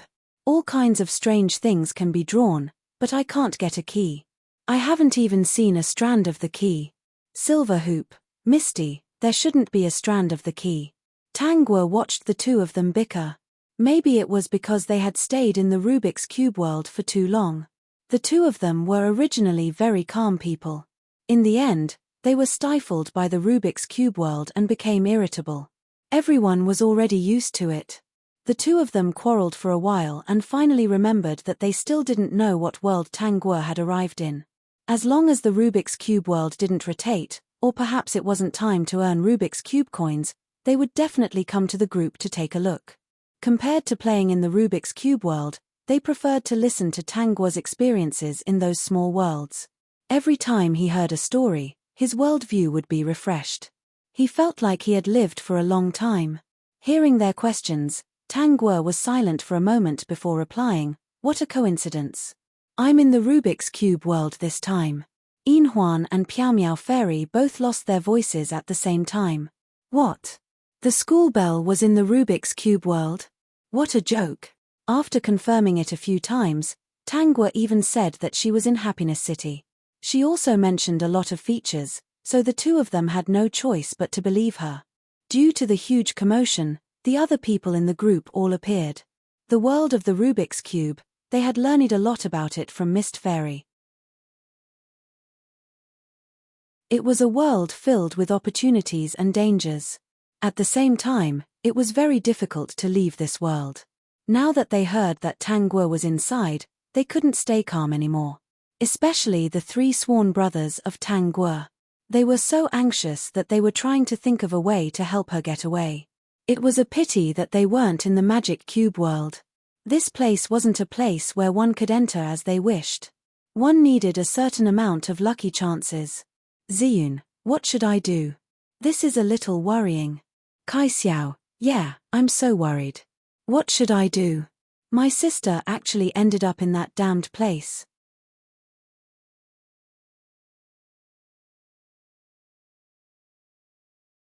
Chapter 1549. Mo Yuntian, Misty, Silver Hoop, if you meet a girl this time, you must take good care of her. It's so dangerous inside, don't let her be in danger. If you need anything, just tell me. I'm now a giant in the immortal world, I can get anything I want. After Mo Yuntian finished speaking, Kai Xiao and Ziyun quickly typed a long paragraph to express that it was like this. Anyway, the whole paragraph only had one meaning, which was to ask them to help take care of Tangua. No matter what she wanted, as long as they could get it, they would give it to them. Misty Fairy, you're treating us as outsiders. Since the school bell has come to our place, we will definitely treat her well. All these years, we've eaten so many delicacies of the school bell because she has some very special things that have helped us a lot. Silver Hoop and the other two agreed. Both of them felt that although the Rubik's Cube world wasn't a good place, since they came here because of an opportunity, there was no other way. However, it wasn't that easy to meet.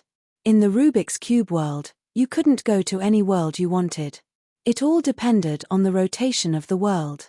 The next time you fell into a world, you would be in that world. However, there was a very special place in the Rubik's Cube world, which was more humane. Many people weren't willing to be separated. In the trading city, there was a kind of contract charm. People who signed a contract charm could fall into a world together. It meant that as long as they met, they would fall into the same world. However, just this meeting would make people worry until their hair turned white. Then where are you guys now? Tangua asked. Silver Hoop, Death City. Originally, Silver Hoop and the other two were in different cities from Mist Fairy. Many years ago, the two of them met by chance. They used a contract charm, and from then on, they would fall into the same place every time they rotated. They were in the same group and were somewhat close. They could be considered as the only people who could be trusted in the Rubik's Cube world. We will definitely meet in the future, Tangua said. In the plot of this world's male lead, Silver Hoop and Mist Fairy were also on it. Of course, their ending didn't seem to be good. She didn't know if it was fate, but every time she appeared in the world of her friends in the group, her friends were all cannon fodder. I don't know if it's because we're all cannon fodder, but it's easier to talk when we're all cannon fodder. Tangua and the system teased each other. From her words, the system could tell that its great host was quite happy. Moreover, it felt that Silver Hoop and Mist Fairy finally had a chance to get out. Don't forget, the city lord of the City of Trade was his great host. Wouldn't it be easy for her to pull some strings behind the scenes? Rules were useless in front of the great host. Tangua and the two of them agreed that after each world rotation, they would notify each other in the group and report their location. As long as they meet, they would be in the same city, Actually, she had a way right. Of. No. Li-a-s. Now, she was the city lord of the Magic Cube World's trade city. The survival of this place was closely related to her. Atts, they have.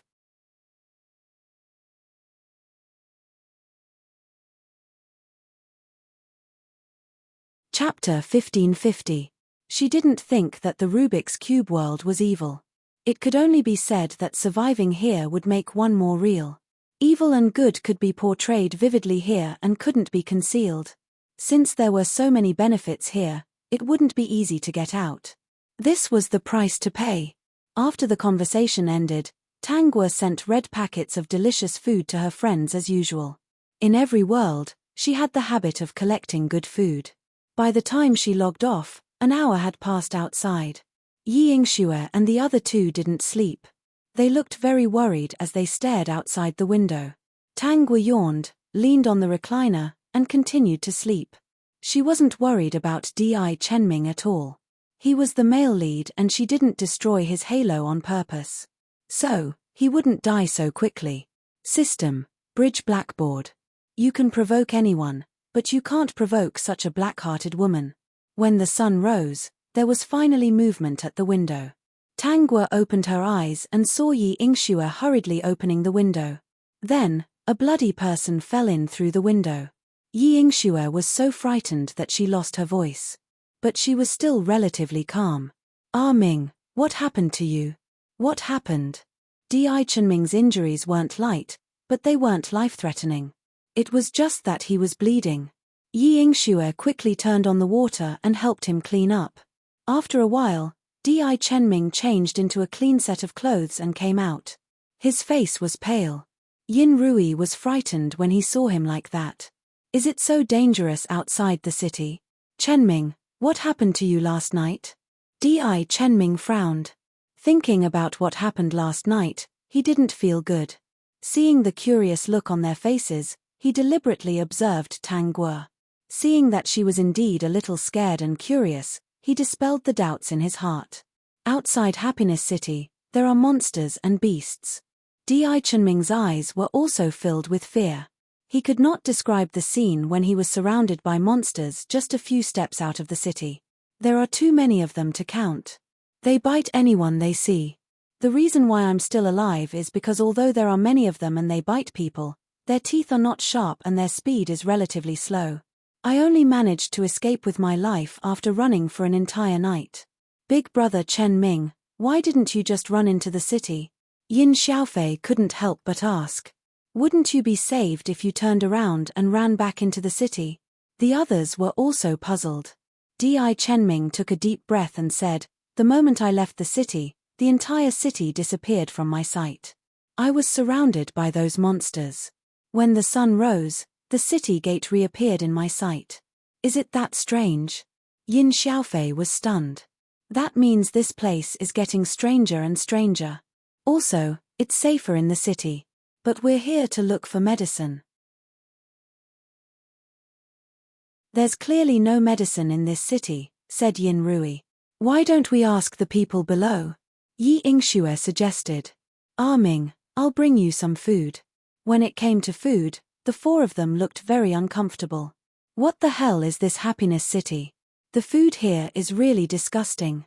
After they finished eating, the waiter would come up and ask them if they were happy. That was why they were puzzled. Why were the people in this city smiling so happily? Tangwa followed them down to eat. Looking at the half-cooked food in front of her, it was no wonder that they weren't used to it. She wasn't used to it either. Host, just eat 2 mouthfuls. Eat slowly and enjoy the good food. He knew very well that his host's big mouth was super picky. After they finished eating, the waiter came up again. He first asked Di Chenming and the others, are you guys happy? Not at all, Yin Rui said hurriedly. Yin Xiaofei said, really not. She was in a lot of pain now. Yi Yingxue hesitated for a moment and said, happy. The waiter's smile widened. He actually took out 2 Rubik's Cube coins from his pocket. As long as you're happy. Then, he passed the Rubik's Cube coins to Yi Yingxue. Then, he looked at Di Chenming. The latter hurriedly said, "Happy. It's too fake. One look and I can tell that you're not happy."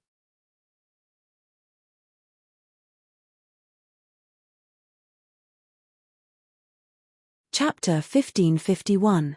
The waiter dropped a sentence and walked in front of Tang Guo. He glanced at the food on Tang Guo's plate and looked at Tang Guo strangely. Tang Guo said, "I'm very happy."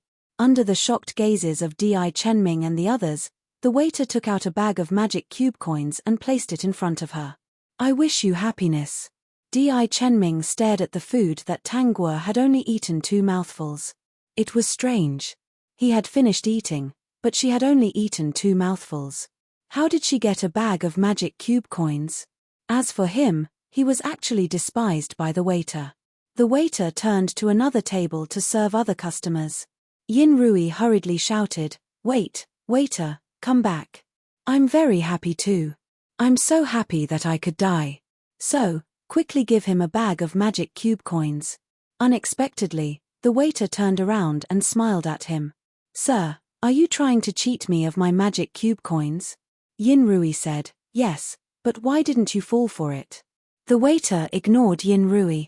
Yin Xiaofei wanted to imitate Yin Rui and say that she was very happy. But seeing that her brother was exposed, she could only give up on that idea. Then, everyone's gaze landed on Tang Guo's face. She had only eaten 2 mouthfuls of food and said that she was very happy. But the waiter took out a bag of magic cube coins and gave it to her. Wasn't that a little strange? After they returned to their room, Yin Rui couldn't help but ask Tang Guo, "Why did the waiter give you a bag of magic cube coins?" "Maybe it's because I'm good-looking," Tang Guo replied. Yin Rui sized up Tang Guo. She was indeed good-looking, but the waiter shouldn't be infatuated with her. His sister was quite good-looking, and so was Yi Yingxue. As for him, he could be considered quite handsome as well. "I also received 2 magic cube coins. I didn't expect that by answering happiness, I would be able to receive the currency here." Yi Yingxue spread out the 2 magic cube coins in her palm. Her intelligent eyes lit up. "Could this be the way to earn magic cube coins? I think it's more than that. Why don't we go to the streets today and find out more information about Happiness City? In order to survive here, Rubik's Cube coins must be indispensable." The female lead was indeed the female lead. She was quite smart. "Yes." Tang Guo responded. In this group of people, except for Di Chenming, the others did not have any enmity with the original owner. After Di Chenming killed the original owner of the body, when the magic cube world collapsed, Yi Yingxue and the others didn't see the original owner of the body. They even tried to think of all sorts of ways to find her whereabouts. Di Chenming was afraid that Yi Yingxue and the Yin siblings would be estranged from him, so he kept this matter a secret. Because he knew that if he said that he killed the original owner, even if it was to get out, even if Yi Yingxue knew that the original owner was the city lord of the City of Exchange, she would not forgive him. Yi Yingxue was indeed a real female lead. She was intelligent, kind, and had her own principles. Needless to say, Yin Rui and Yin Xiaofei weren't bad people. Therefore, in this world, there were only 2 people she needed to take revenge on. The first was Di Chenming. The second was the soul in the dagger. Host, if you want to kill Di Chenming, you will still have to become enemies with these 3 people. Anyway, they can't defeat me. After I kill Di Chenming, I'll just throw them out. Moreover, the magic cube world is full of changes. Without my help, will Di Chenming remain the same?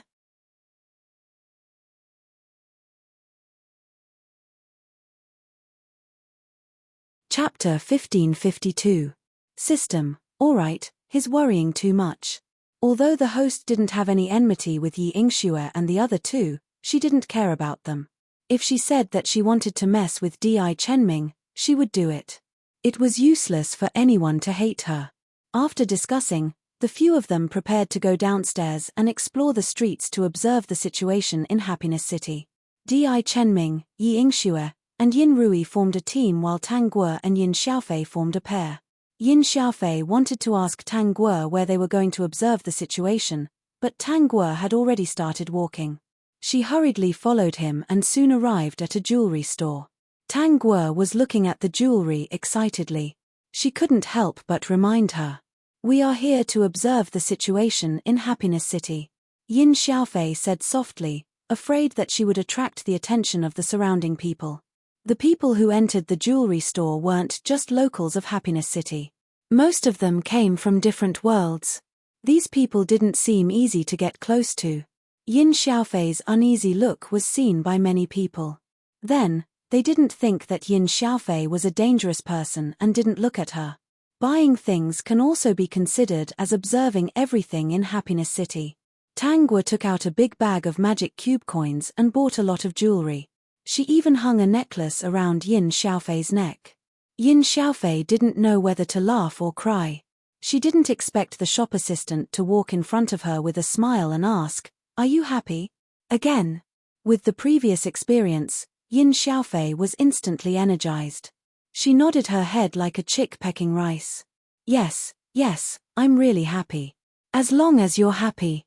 Then, the shop assistant actually gave Yin Xiaofei 2 magic cube coins. Holding the 2 magic cube coins, Yin Xiaofei still couldn't believe it. So if she said she was happy, she would get magic cube coins? Wasn't it too easy to get money? But thinking about how Tang Guo spent a big bag of magic cube coins to buy these jewelry, it wasn't worth it. Tang Guo put a brooch on herself. As expected, the shop assistant smiled and asked her if she was happy. Yin Xiaofei was instantly energized. She got a big bag of magic cube coins last time. She wouldn't get it this time, right? She must have been lucky the last time. That waiter was stupid. She believed that no one would have such good luck. However, when Tang Guo said that she was happy, the shop assistant took out a big bag of magic cube coins and gave them to Tang Guo. Yin Xiaofei was totally shocked. Tang Guo was carrying a bag of magic cube coins. She felt particularly inconvenient, so she asked the shop assistant, "Is there anything that can help me carry these magic cube coins? We sell magic cube space bags and magic cube space rings here. They all have a certain amount of space inside and can be used to store these items," the shop assistant replied with a smile. Yin Xiaofei finally came back to her senses. It turned out that buying things could really give her a lot of information and a lot of money. What should she do? She suddenly liked this world. It was too blissful. No wonder it was called Blissful City. Wait, why did she only get 2 Rubik's Cube coins, but Tang Guo got a big bag of coins? Tang Guo was already choosing a Rubik's Cube space ring. She touched a diamond-studded ring and asked, "How many Rubik's Cube coins is this?" 1,000. Tang Guo handed the bag of magic cube coins she just got to the shop assistant because there were exactly 1,000 of them in a bag. "Then I'll buy one." Yin Xiaofei, is this how people describe spending money like water?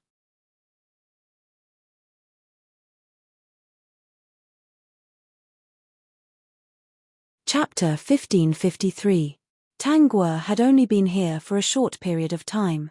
So this was what she meant when she said that she had accidentally gotten a lot of Rubik's Cube coins. Yin Xiaofei also realized that the shop assistant would only ask the person if they were happy once a day. So, although it was easy to earn Rubik's Cube coins by answering that they were happy, it wasn't that easy to earn more. And not every time, one could get Rubik's Cube coins. Just now, she saw a few people who reluctantly said that they were happy, but the shop assistant still smiled and said, "You're too perfunctory. You're not happy at all." Or they would say, "You're so fake. You actually want to cheat me of my Rubik's Cube coins." Following Tang Guo out, Yin Xiaofei glanced at the beautiful gemstone ring on Tang Guo's finger. "Tang Guo, you're really willing to spend 1,000 Rubik's Cube coins. I think it's easier to get Rubik's Cube coins here. This thing can be used. It can be used to store the jewelry I bought. Later, I'll earn some more and buy 2 more dresses." Yin Xiaofei looked at Tang Guo's beautiful cheongsam and the wooden fan in her hand. A beauty indeed loved beauty. A beauty even had preferential treatment. "I don't understand why you can get such a big bag of Rubik's Cube coins every time. 1,000 Rubik's Cube coins. It's really because I'm beautiful." System. Host is fooling children again. But Yin Xiaofei believed it. Yes, Tang Guo was really beautiful. She didn't believe it before, but after 2 more times, she believed it. About 2 hours later, Tangwa met up with Di Chenming and the others. They met at the food court of Happiness City. At the entrance of the food court, there were a few big words written on a banner. Want to get rich in one day? Come and eat. You can get Rubik's Cube coins by eating. Yin Xiaofei was a little excited. Tangwa walked in and saw Di Chenming and the others. In front of Di Chenming, there were a few big bowls. There were a few empty bowls beside them. It was obvious that they had eaten. Beside each of them stood a person who looked like a waiter. They were all locals of Happiness City. To differentiate between locals and foreigners, one only needed to look at whether they were smiling all the time. Di Chenming was eating. When Tangwa walked in front of him, he had already finished the food in his bowl. Then the waiter next to him asked, "Is it good?" "It's very delicious," Di Chenming said without thinking. Then, the waiter handed him 10 Rubik's Cube coins, which Di Chenming accepted expressionlessly. Yi Yingxue wiped his sweat. "Ah Ming, can you still eat? Do you want to take a break?" "It's all right. I can finish the remaining 3 bowls."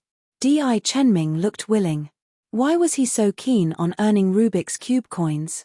It was because the 3 of them heard that if they wanted to stay in Happiness City, they would need to find a place to stay. No matter what, as long as they found a place to stay, they would be safe for the time being. Otherwise, they would be chased out of the city when it got dark. Last night, he had been chased and bitten by beasts for most of the night. He really didn't want this to happen again. He also knew that answering happiness would give him a Rubik's Cube coin. But he had to spend the Rubik's Cube coin before anyone would ask him if he was happy. Later on, he came to this place by accident. He wanted to earn some Rubik's Cube coins first so that he could at least stay in the city. He couldn't pin his hopes on a woman like Tangwa. After all, they had only known each other for a day or 2. Who knew if she had any ulterior motives?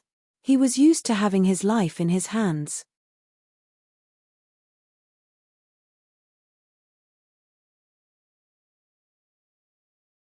Chapter 1554.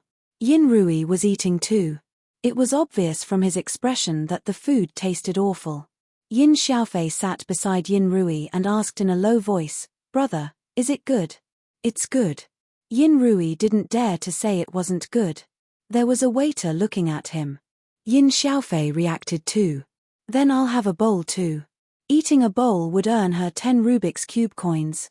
It was more profitable than answering happiness. Tangwa didn't ask for food. She chose an empty seat and sat down, watching them eat and earn Rubik's Cube coins. Yin Xiaofei had just taken a bite when she spat it out. "Oh my God, it's so awful. How can you say it's good?" "Brother, am I your sister?" Before Yin Rui could answer, the waiter took Yin Xiaofei's bowl away and said to her with a smile, "You're stripped of your right to eat in the food court and earn Rubik's Cube coins." Yin Xiaofei was speechless. Yin Rui couldn't help but laugh. He ate the food in his bowl happily, looking like he was enjoying himself. Yin Xiaofei sat down beside Tangwa, feeling bored. "You can do this. Luckily, I'm pretty. I don't have to work so hard to earn money." Tangwa waved the wooden fan in her hand and smiled happily. Yin Xiaofei touched her face. It was amazing to be pretty. She could get 1,000 Rubik's Cube coins just by answering happiness. Just then, a white-haired old woman with a walking stick came to Yin Xiaofei with a smile. "The food tastes awful, doesn't it?" "It does," Yin Xiaofei said. The old woman took out a fragrant bun from her basket. Yin Xiaofei hadn't eaten anything delicious for 2 days. Her eyes lit up. "Granny, are you selling buns?" "No." The old woman handed the bun to Yin Xiaofei. "Try it. Is it good?" Yin Xiaofei hesitated. How could she eat something from a stranger? What if there was something wrong with it? But she looked around. No matter how bad this person was, she wouldn't dare to poison her to death in front of so many people, right? Honestly, the buns looked too delicious. "Then I'll help myself." Yin Xiaofei couldn't stand the gluttony in her stomach. She took the bun and swallowed it in 2 bites. It was really delicious. Seeing this, Tangguo did not stop him. When she came to this world, she had said that she would not interfere in any of their affairs. Whether it was good or bad, it had nothing to do with her. Moreover, she was acting as a rookie. If she was too smart, it would arouse suspicion. As an adult, one should understand that no matter how good a gift from a stranger was, it was best not to accept it, especially if it was placed in the stomach. Yin Xiaofei just couldn't resist the temptation and swallowed it. Who could she blame? Granny, are you really not selling buns? It's really delicious. I'll buy some for you. I want to share them with my companions. Yin Xiaofei touched her 2 Rubik's Cube coins and suddenly felt a little embarrassed. How much is one? I have 4 companions, so I want 4 buns. Miss, since you like my buns so much, why don't you stay and become a citizen of Happiness City? You'll be able to eat such delicacies every day, the old lady said with a loving smile. Yin Xiaofei quickly shook her head. Although Happiness City is pretty good, I don't want to stay here. She was not from here. She came in to look for medicine and would leave in the future.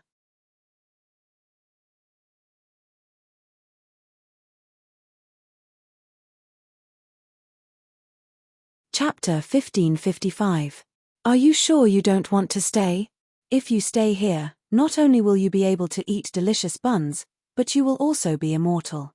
As long as Happiness City is here, you won't die. Yin Xiaofei was stunned. But when she thought of the people in Happiness City, she didn't want to smile all the time. She shook her head. No, I'm sorry. I don't want to stay. Oh. The old lady's smile didn't change. She stretched out her hand in front of Yin Xiaofei. Miss, a bun costs 100 Rubik's Cube coins. Yin Xiaofei, system, ha ha ha. Tangguo couldn't help but laugh. She saw Yin Xiaofei reaching into her pocket and taking out 2 Rubik's Cube coins. She was already laughing while holding her fan. Yin Xiaofei quickly turned around to look for Yin Rui. When Yin Rui heard what happened, his expression changed. He had eaten 10 bowls of food and earned 100 Rubik's Cube coins. Now, Yin Xiaofei had to spend 100 Rubik's Cube coins for a bun. Although he was angry, he had to give all the Rubik's Cube coins to Yin Xiaofei for his sister. The old lady took the Rubik's Cube coins and left the place. She wandered around the crowd. Are you new here? You fell into that old lady's trap. She wants you to stay in Happiness City to be laborious. A man beside him said, don't be fooled by their smiles in Happiness City. They're not good people. Just remember that there's no free lunch in this world. You won't fall into her trap. Did you hear that? There's no free lunch in this world. Yin Rui knocked Yin Xiaofei's head and rubbed his bulging stomach. I can't eat today. Come back tomorrow. It's a waste. But it's good too. We can save a day's worth of food. Di Chenming couldn't eat either. After hearing about Yin Xiaofei's experience, they felt that they couldn't stay in Happiness City. It's still early. Let's go to other places. Maybe we can find something else, Yi Yingxue suggested. When the sun set, they finally found out a lot about Happiness City. They also found out that if they didn't choose to stay in Happiness City forever, they would be teleported to another place that was 100 times more dangerous than Happiness City after a month. Even after hearing this, they didn't plan to stay. In Happiness City, there was a happiness tree. As time was limited, everyone would return to their houses after dark. No one was allowed to enter the Tree of Happiness. They planned to go back to rest first and continue tomorrow. The place where they lived was very close to the city gate. Tangguo walked to the entrance of the inn and saw a large group of people gathered at the city gate. There was even a large group of people being driven to the city gates from all directions. When it's dark, those who don't have magic cube coins to pay for their rooms will be kicked out and won't be allowed in until dawn. Yi Yingxue said, among these people, if they are still alive tomorrow morning, most of them will choose to stay in Happiness City. That's too inhumane, Yin Xiaofei couldn't help but say. Tangguo continued, this is the rule of Happiness City. You can stay in the city for one night with 20 Rubik's Cube coins. It's very simple.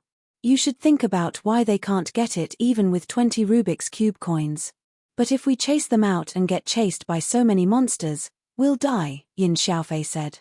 If they agree to stay in Happiness City forever, they won't die, Tang Guo said with a smile.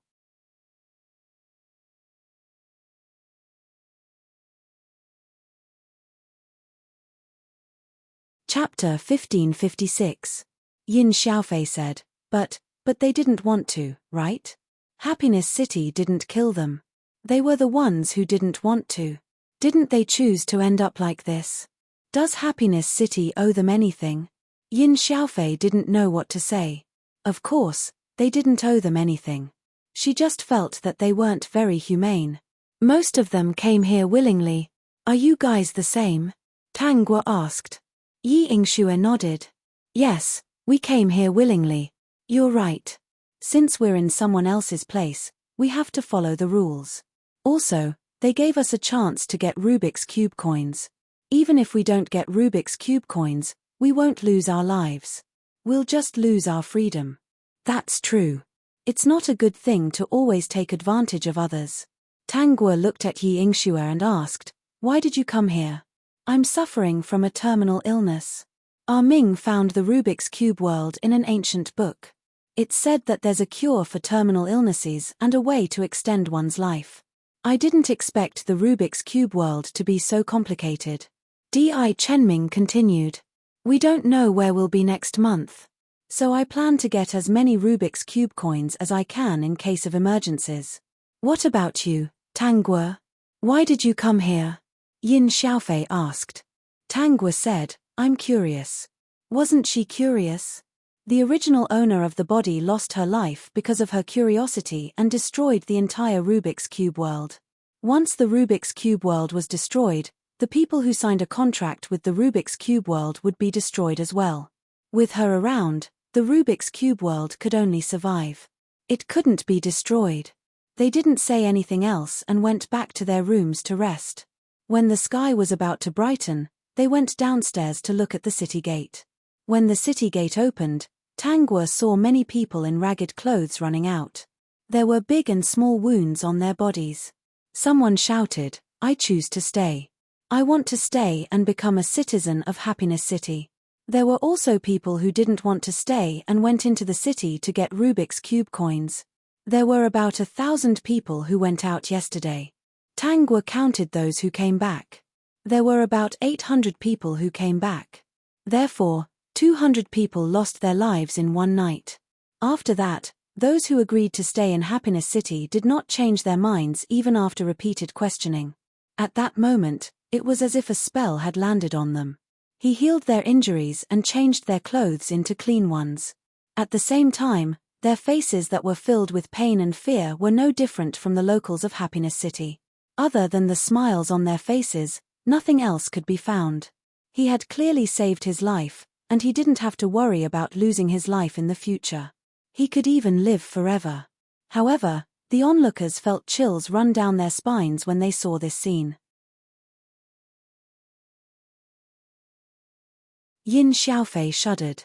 She thought to herself that it was fortunate that she hadn't agreed to stay. Otherwise, she would have to keep this smile on her face every day.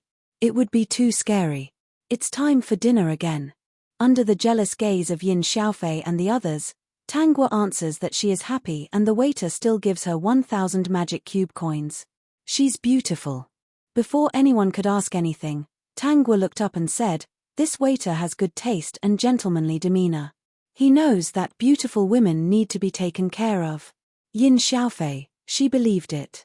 Yi Yingxue didn't know whether to believe it or not.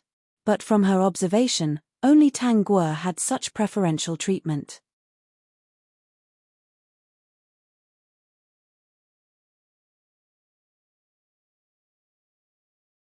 Chapter 1557. After eating breakfast, Tang Guo and the others approached the location of the happiness tree. When they reached the happiness tree, they saw a sea of people. Countless people were sitting around a huge ancient tree. The trunk of the ancient tree needed 10 people to encircle it. There were many branches on top of the trunk, and on the branches were dense leaves. The leaves were connected and stacked on top of each other. When the sun rose, the dark green leaves shone brightly. When they got closer, other than Tang Guo, Yi Yingxue and the rest were stunned. It turned out that the people sitting around the happiness tree were mumbling something. When they were far away, they only felt that it was noisy. When they got closer, they suddenly heard someone beside them looking up at the happiness tree and saying softly, "I'm so happy. I'm really so happy. I'm happy every day. Tree, tree, believe me. I'm really happy. Tree, tree, I'm the happiest person." Yin Xiaofei held her breath and said in a low voice, "Are they crazy?" Yi Yingshue's eyes were sharp. She noticed that there was a basket in front of these people. Tang Guo indifferently stood to the side, found an empty place, took out a cushion, and sat cross-legged on it. Yi Yingxue and the rest were puzzled. What was she doing? Then, they heard her say, "I'm the happiest person." When Tang Guo said this, her face was brimming with a smile, which made people stare blankly. Bits of sunlight fell on her body. The smile on her face made people feel that she was very happy. They didn't know if it was an illusion, but they all believed that she was the happiest person. The system could feel that his energy was increasing rapidly. It wondered which world the host was reminiscing about to make him feel so happy. This increase in energy made him afraid. Di Chenming didn't understand either. When he saw Tang Guo take out a basket and put it in front of them, he was even more confused. Yi Yingxue remembered that Tang Guo could get 1,000 Rubik's Cube coins just by saying that she was happy.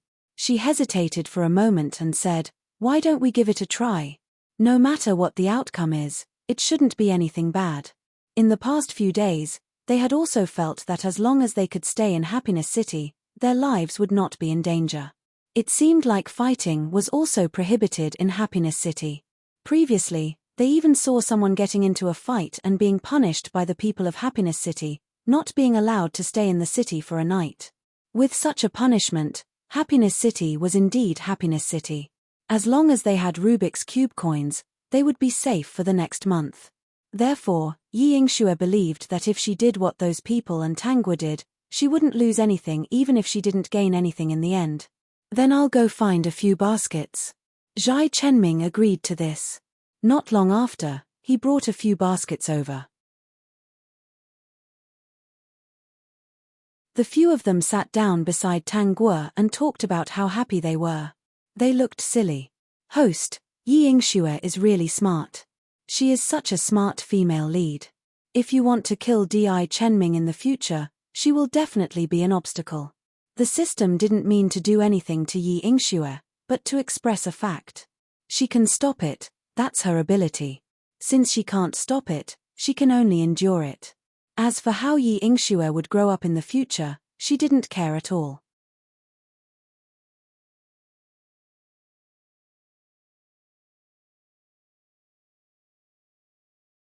Chapter 1558. If she wanted to kill someone, no one could stop her. Now, they were only at the first city.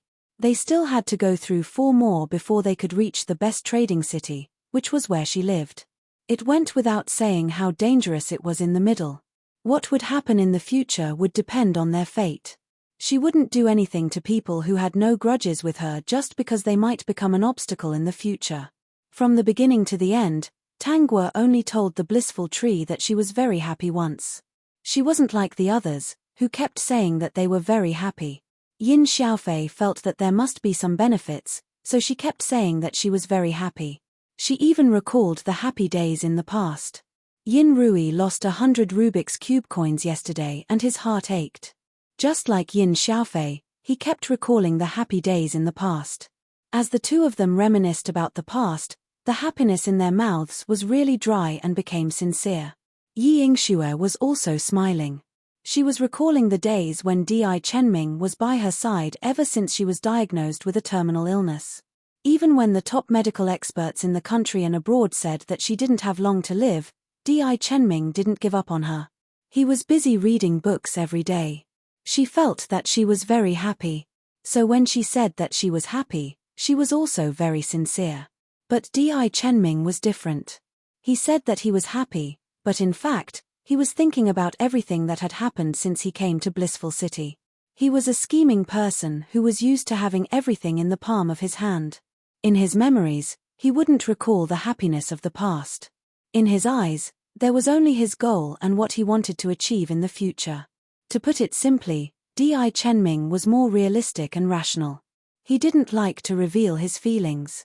Tang Guo saw that when Di Chenming said that he was happy, his eyes showed that he was deep in thought. She laughed out loud unkindly. Not long after, the people sitting around the blissful tree felt that the blissful tree was emitting a strong white light, causing them to be temporarily blind. When the white light disappeared, their eyes returned to normal. Many people didn't look at the blissful tree, but at the basket in front of them. Yi Yingxue felt something and also lowered her head to look at the basket in front of her. 2 bright red fruits the size of half a fist were lying in the basket. They were moist and looked especially pleasing. Yin Rui and Yin Xiaofei also had 2 bright red fruits in their baskets, just like Yi Yingxue. What fruit is this? Yin Xiaofei swallowed her saliva. She had finally managed to eat a delicious bun yesterday, but it had cost her 100 Rubik's Cube coins. She was almost scolded to death by her brother. If this fruit could be eaten, it would be great.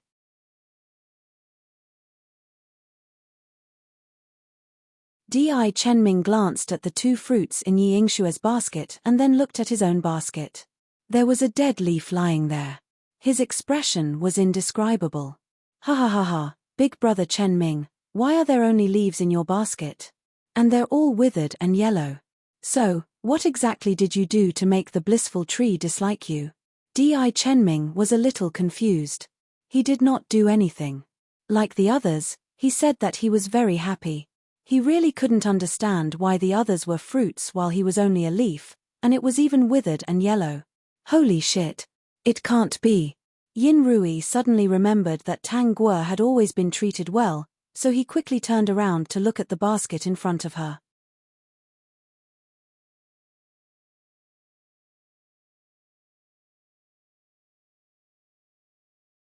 Chapter 1559. When he saw the basket full of fruits, he couldn't help but swear. Yin Rui's voice attracted the attention of the others. The first to scream was Yin Xiaofei. Why are there so many? Does the tree also know who is prettier? Yin Xiaofei wished she could turn into a lump of mud. Even if she was ugly, she could be molded again. Yi Yingxue couldn't take it anymore. Tang Guo, how did you do it? I'm pretty, right? Tang Guo touched the red fruits in the basket. Other than being pretty, I really can't think of a reason why the happiness tree would give me so many fruits. Di Chenming couldn't help but admit defeat. He had always suspected that Tang Guo wasn't simple.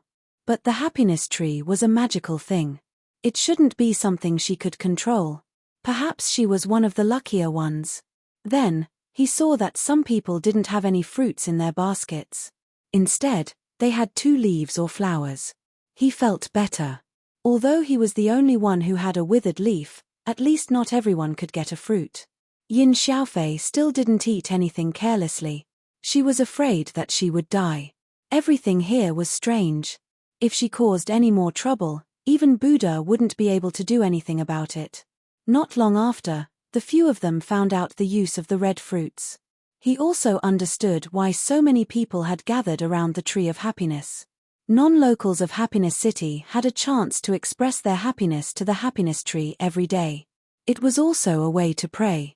When the happiness tree accepted their prayers, it would give them the red fruits according to their level of happiness. The fruit was called the happiness fruit. Non-locals of Happiness City couldn't eat it. Once they ate the happiness fruit, they would automatically become a resident of Happiness City. They would never be able to leave Happiness City. Hearing this explanation, Yin Xiaofei was so shocked that she broke out in cold sweat. Tang Guo saw that the few of them were so happy. She was especially happy. Without her reminders, the few of them could finally embark on their adventure in the Rubik's Cube world. If she had reminded them, their lives wouldn't be so exciting. They should thank me. This is like watching a drama. It's boring if there are spoilers. If I didn't remind them, they would think that this experience was the most exciting in their lives. Oh, really? Why did he feel that it was a bad taste? What was the use of the happiness fruit? It was very useful and could be exchanged for magic cube coins. Among the locals of Happiness City, the happiness fruit was in short supply. Now, Several people surrounded Tang Guo with happy smiles on their faces. They had noticed her when the fruit of happiness had filled her basket. There were 3 people surrounding Tang Guo. Tang Guo realized that with these 3 people around, the others wouldn't dare to come up even if they wanted to. Miss, the happiness fruit is useless to outsiders like you. Why don't you sell it to us? Okay. Tang Guo had no intention of staying. The smiles on the 3 men's faces deepened. When they heard Tang Guo say that she would split it into 3 and sell it to the 3 of them, they had no objections at all. The price of a fruit of happiness was 500 Rubik's Cube coins. For people who had just arrived here, this was a huge sum of money. Yin Xiaofei felt like she was dreaming when she received 1,000 Rubik coins. Yi Yingxue also breathed a sigh of relief. With the magic cube coins, at least she didn't have to worry about being chased out of the city. The most unhappy person was probably Di Chenming. You're tuning in to the Dreamy Chapters YouTube channel. We're so grateful for your support, and don't forget to subscribe to join us on this incredible journey through captivating stories. Your generosity through donations truly makes a world of difference, as it's the primary source of revenue that allows me to expand and enhance this channel for you.